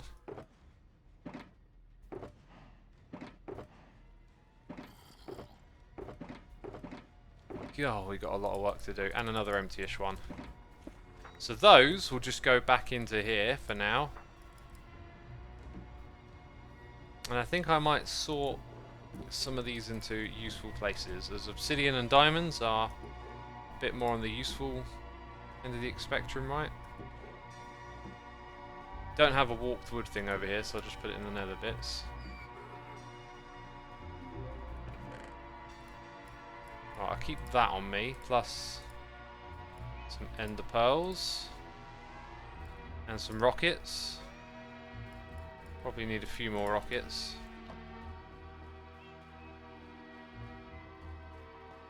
Would you live in the world of Minecraft, says Dotbit Gaming? I don't think I would. However, I was listening to a podcast. X, stop listening to podcasts! God, do you do anything else? I was listening to this podcast this morning, and they brought up the topic of the metaverse, virtual reality headsets, and the idea of, like, what if it could so perfectly emulate reality that you couldn't tell the difference? And would you want to, like, see the world through the metaverse, or would you rather go to places, right? Would you rather actually be there? And they were both sort of saying, yeah, no, rather actually visit places, right? Even though, like, it's an illusion, but it can, like, perfectly emulate the experience of being somewhere, you'd rather go to the actual place. I'm going to guess a lot of you in chat would say a similar sentiment. Like, if we had VR that could tap into all your senses, give you the perfect perception of being somewhere, and, you know, what would you want? Would you want that? Or would you want the real experience? I imagine a lot of you would probably say you'd want the real experience. But what I thought was interesting is what they were not thinking about, right? When you get to the level where technology can emulate reality at that sort of level, at that perfection, it's then, to me, it's then about, well, what can the technology offer that reality can't? That's what's interesting to me. That's the bit that really gets me thinking. Like, okay, what can this technology do then? They're like, what can we get from VR that we can't in reality? I think that's more where the future of this stuff is, and what it can provide that reality can't. I don't think there's a substitute for reality. People are always going to want reality. What are we talking about here, says Holoco Official? We're talking about the metaverse, which is really like Mark's sort of strategy to get his company's name into something that will happen, which is virtual reality essentially taking on like a big name to describe like the place where the virtual environments are. So he's taken this term, you know, metaverse, whereas you know, that's him sort of trying to put his name on it, right, is what I was getting at. Matsubu, thank you for 47 months, and IYIYILY, thank you for 8 months. Did I butcher it? I probably did. That's your reward. A little bit of the butchering of the name. Well, I feel like it's kind of overrated, says Whole Carl Official. I think you might be missing the point of what I'm saying. I'm not talking about the metaverse as in Mark's metaverse. I'm talking about the coming future of virtual reality. Like, is this current wave of headsets that are being developed it? Maybe not. But we can see where all of this is going. We can see our computer game graphics getting more and more realistic, more and more immersive, more ways to tap into, you know, the human psyche and interact with it and create virtualized experiences. It is clearly heading towards some sort of, you know, air quotes, metaverse. That's the term Mark's trying to get his claws into, right, and be the first. It's heading in that direction. But like when and how and at what point it will catch on, there's a lot of, you know, to be determined speculation there. The conversation I was listening to, though, is originally spurred on by this, like, look at AI helping artists create art with prompts, which at the moment, okay, we're creating images from prompts, right? Text prompts, giving you images that actually match it, so you can type in, you know, Xisuma flying over Hermitopia, and it will create some image of it for you, if it's got the right reference material. I don't know if I'm in the system. Anyway, it can do this, right? And it allows us to think, what's the next step? It's going to be video. There'll be a time when there'll be video clips coming. And the angle they were getting into the discussion was like, you know, what's art, what's not, can machines make art? And my thinking on it was like, these things are tools. When we create systems that can produce art from text prompts, we've created a tool that we then use to create the next thing. Because if you're in this camp of, let's say, like, it's you want to be, it's not real art, if the computer creates it, that's not real art, I don't want to know about it, I don't want to listen to music that AI has generated or created. On one hand, I think maybe you're missing out on the fact that we created the tools to make that to begin with, so we have had our hand in it, right? This idea that it's completely alien or completely inhuman sort of misses the point that we have created it to begin with. Therefore, it has to come from us at some level. Like, these AI art systems have to draw from our collective output of art that we've created. It's informed that. It's not as far detached as you might think. So we've informed that. And then it leads me to think, well, okay, so let's say you look at it like, this AI is not human. It's inhuman. I don't want to consume art that wasn't made by humans. But if I said I could show you art that was made by aliens from billions of light years away, from their society, they created art as well, you would absolutely want to see that, wouldn't you? Right? Like, I would be jumping for joy for the opportunity to see art that came from a alien civilization billions of years ago, right? Now, this is what I find fascinating, is that we reject artificial intelligence art on the grounds that it didn't come from us, yet it actually does come from us. You can't have AI art emulating what humans do without the humans there. Yet the idea of actually something that is separate from humans, if you invoke the idea of seeing alien art, that's extremely exciting. So, like, why is there such this weird way of looking at you know, AI art through this lens? Like, why do we have this sort of reaction to it of, oh, it's not human, I don't like it, when we would actually love to see completely inhuman art from somewhere else, right? Maybe at some point the AI becomes so intelligent and distinctive, it's almost like it's lost roots from where it came from us, and then it could be that. Yeah, it just a really, like, when you break down some of the natural reactions we have to things, like, all of a sudden you just start seeing these strange gaps in the way that we think about stuff.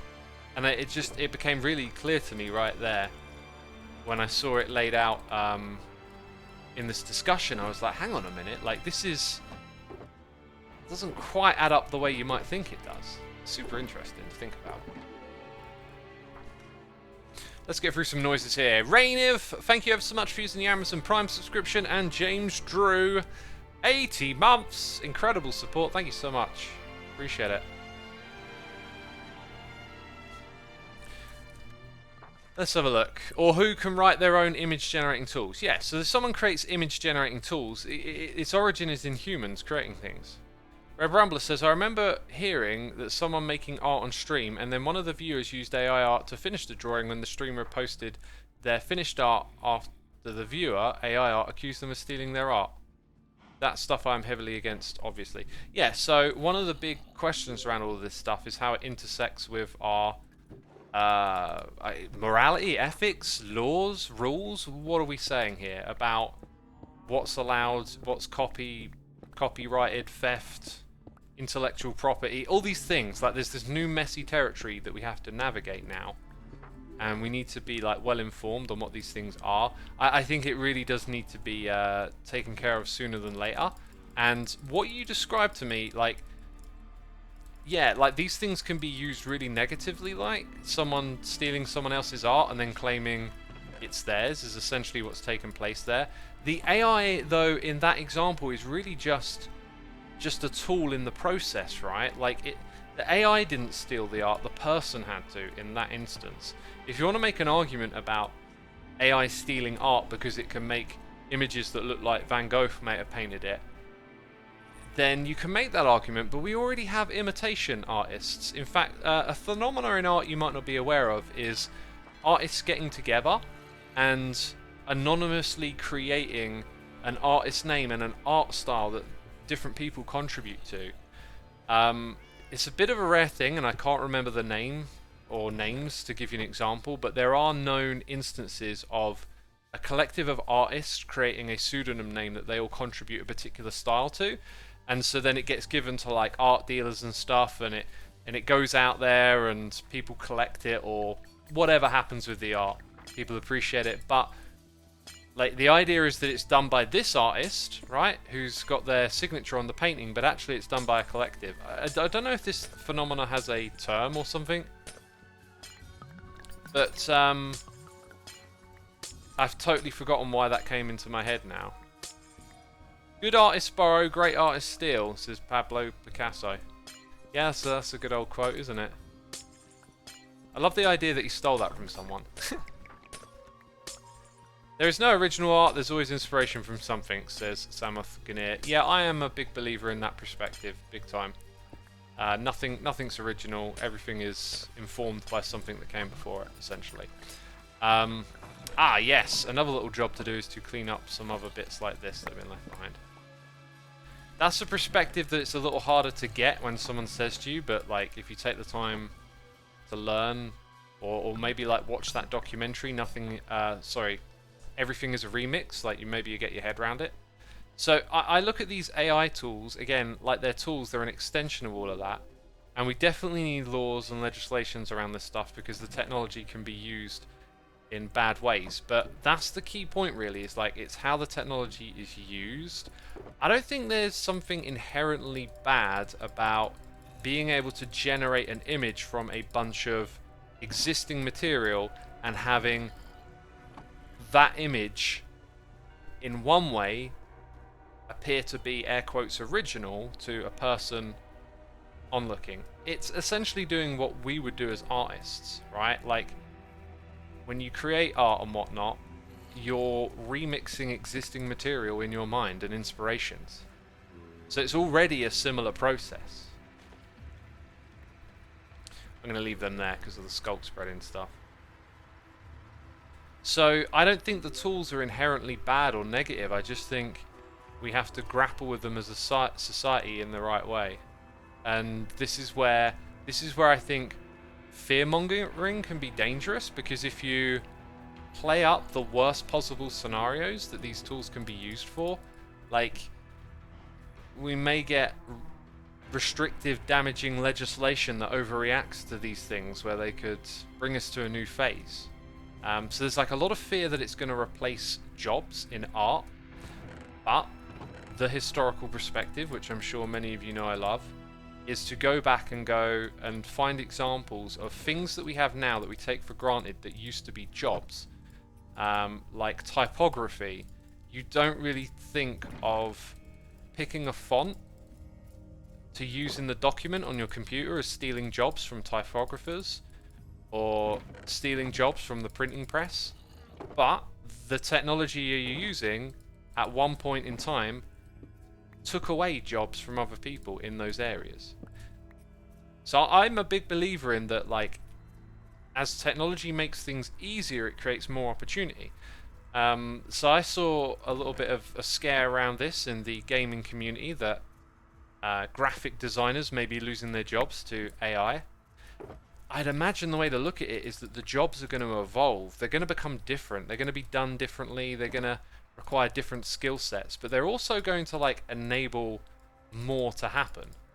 So now the amount of manpower, effort and time it takes to create the assets for your computer game, the visual assets, is drastically reduced because there are these tools that help. And so this could lead to graphics in games becoming better, becoming more in depth. You know, obviously you can make the example that some game publishers, developers would use the technology to reduce costs. There's always going to be that in the ebb and flow of things, but over time it could end up meaning that we just have better quality visuals in games, or they become more accessible. You know, the indie scene for creation of games has flourished so much over the last 15 years. It's been incredible. It could continue making it easier for people to create games. There's so many more, you know, hobbyist games created today than there was 10, 20 years ago, because the barrier of access keeps coming down. And let's say you want to create a game, but you don't know how to do the art. Well, now it might be easier for more people to create games because they've got these tools that help them make the art. I watched a video of a graphics artist using the graphic AI to refine their art. So what they would do is give it a prompt to the thing that they were trying to make. They would then refine what it would give them back with another prompt, and went through just 3 or 4 iterative layers of giving an image back to the AI over and over again, and the end result was like top level graphics. And this person was able to do it in a couple of hours, where it might have once taken a lot longer, right? So it's going to change and transform the world, and it's just a little too easy to see the doom and gloom of that, because jobs will be misplaced and pieces on the board will be shuffled around. But that's historically always what's happened. And to be sympathetic to the cause of people losing their jobs, like this is why we need like a better structure in society to take care of people who have to go through these transitions, right? Like, I'm not trying to just say it's all alright if someone loses their job, but like, if you wanted to protect every job ever, like, just, you know, go back in time and realize everything you use today has a whole bunch of jobs that preceded it, or whatever the right word is there, you know? It came before it. And if you wanted to protect every single one of them, we would lose out on so much of the stuff that we now have today as a result. Impulse is stuff. Not anymore, Impulse. Not anymore. Oh yeah, that's to see that thing. Okay. Then there was something I wanted to cover up over here. It was like the little breeder thing. I don't think this is it. Oh, this is it. Maybe I'll leave that there, because we shut off the breeder, right? So somewhere around here, there's another little... Oh, do you know what? I'm just going to do that. Oh, maybe that access point got shut off. No, it's over there. I went the wrong way. Here it is.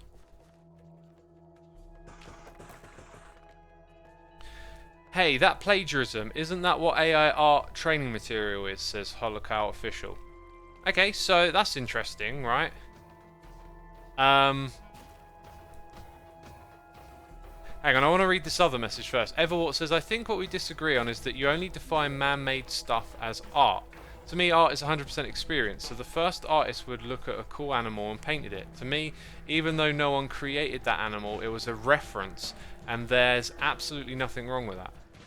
That's interesting. I think that aligns with how I see things, if I understood your comment there correctly. As for the plagiarism thing, so like, plagiarism is, if I'm getting it right, the act of literally sort of stealing and passing off as your own. So it has ill intent built into it. You are taking something and saying, I made this. That actually, what I just described might just be the definition of theft. Yeah? And actually plagiarism is a bit more of a blurred boundary there. Plagiarism, when I've used the term plagiarism, and I'm going to think of stuff I've seen on YouTube where I watch a lot of little documentary style videos, edutainment. And I have definitely come across videos where I'm like, you have this is very similar to another type of edutainment video I've seen, and I've even on occasion seen you've made the same mistakes the other one knew, or said something that was inaccurate that was in that video. Like, I very much think there is plagiarism like that taking place on YouTube, but like, it's not really a place you want to go pointing fingers and making accusations unless you really know what you're doing. And yeah, in terms of AI being plagiarism, that's a very interesting perspective, because it has to draw from initial material, which is what we all do. I think it's plagiarism if it passes itself off its own. So if you take, remember, this is the tool, so it's in the hands of the person. If the person goes, you know, I made this, but actually they used an AI tool, maybe you could argue that's plagiarism of the material that the AI created it is based on. Like, maybe you could argue that. But yeah, otherwise I'm kind of getting this feeling now that I thought it through, maybe not. Mayskull says, better question, who has copyright on the AI generated stuff? Yeah, so that's where we've got to grapple with this stuff, and that's probably the thing I'm a little more concerned about. Is like, what does it mean to have like the ability to copyright stuff that AI generated, and the ability to, let's say, not? Like, so let's take two polar opposites. I can think of an example on one side that concerns me, is that if you are able to copy images generated by AI, there might be like an arms race where big companies like try and create as many minute variables, as many variables as possible. Like, you can automate the process of prompting it and just create as many variables as possible, right? Like, and then you own all the copyright on them. That also might be incredibly expensive or difficult to do, so it might not be practical. I don't know. But these are the things that really need to be figured out. Ah, Impulse's little concrete maker is over here. What did he do for that? Because I made one earlier in the Hermitcraft season. Pretty much does the same thing. So he's put in a leaf block that's waterlogged. That's very smart. That's a new thing I had not thought of when I created my little thing. The obsidian block is there to stop it. Now, what does that power? That powers the dropper there. The dropper, no. It powers that block for this dropper. There's something else a little different going on here that I... Ah! Right, so your concrete goes in here. The thing this doesn't have, I'm pretty sure, if you were to make concrete here, the blocks would like fly out at crazy wild angles and get lost. That's the thing I've experienced over and over again. I don't think it addresses that. But what's going on here is this is obviously a counting system.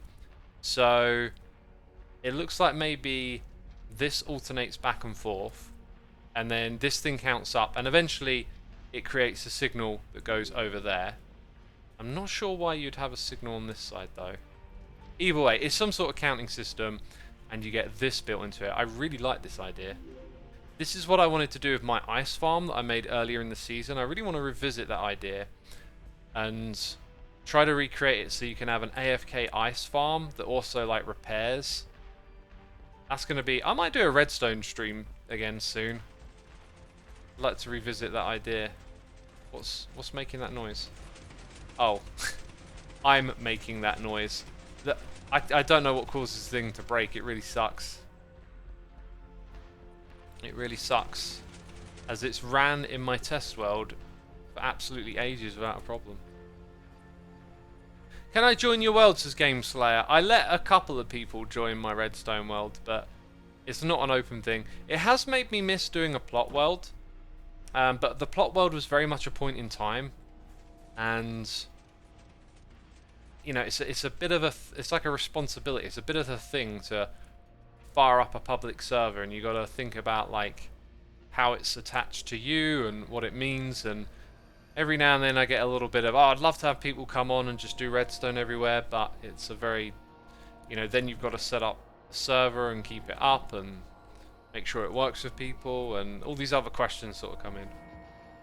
What you just think, is it inspirational plagiarism, says Fuzi? To put a wrap on our little AI discussion, for me, I think it's a tool, and there are basically, it's how people use it that are going to cause the problems. I don't think the technology itself is the problem, it's what it does in people's hands, and I don't think there is something inherently built into it that is particularly dangerous. It's not like, oh, this new technology gives everyone a nuclear warhead, right? Everyone having a nuclear warhead on this planet, that is going to be terrifying, because there will be some mentally unstable people that would use it, basically.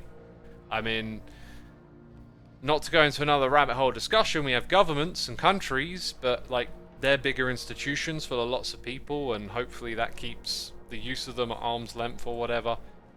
But you get my point, right? I don't think that's what AI is. What was the podcast I listened to this morning? The one that prompted up all this stuff about AI was the Waveform podcast. And I only just sort of got into their conversation about it and had to pause it to do other things and whatnot. So I'm going to pick up listening to that when I go make myself some food in a minute, which is good. If you're looking for a raid today, Impulse is the last hour of his 24-hour charity stream, just as info. Absolutely. Well, we all raid Impulse, who, by the way, started the work on this little villager area. Cool. There's no effort put into generated AI art, says Kumafall. Yes, there is.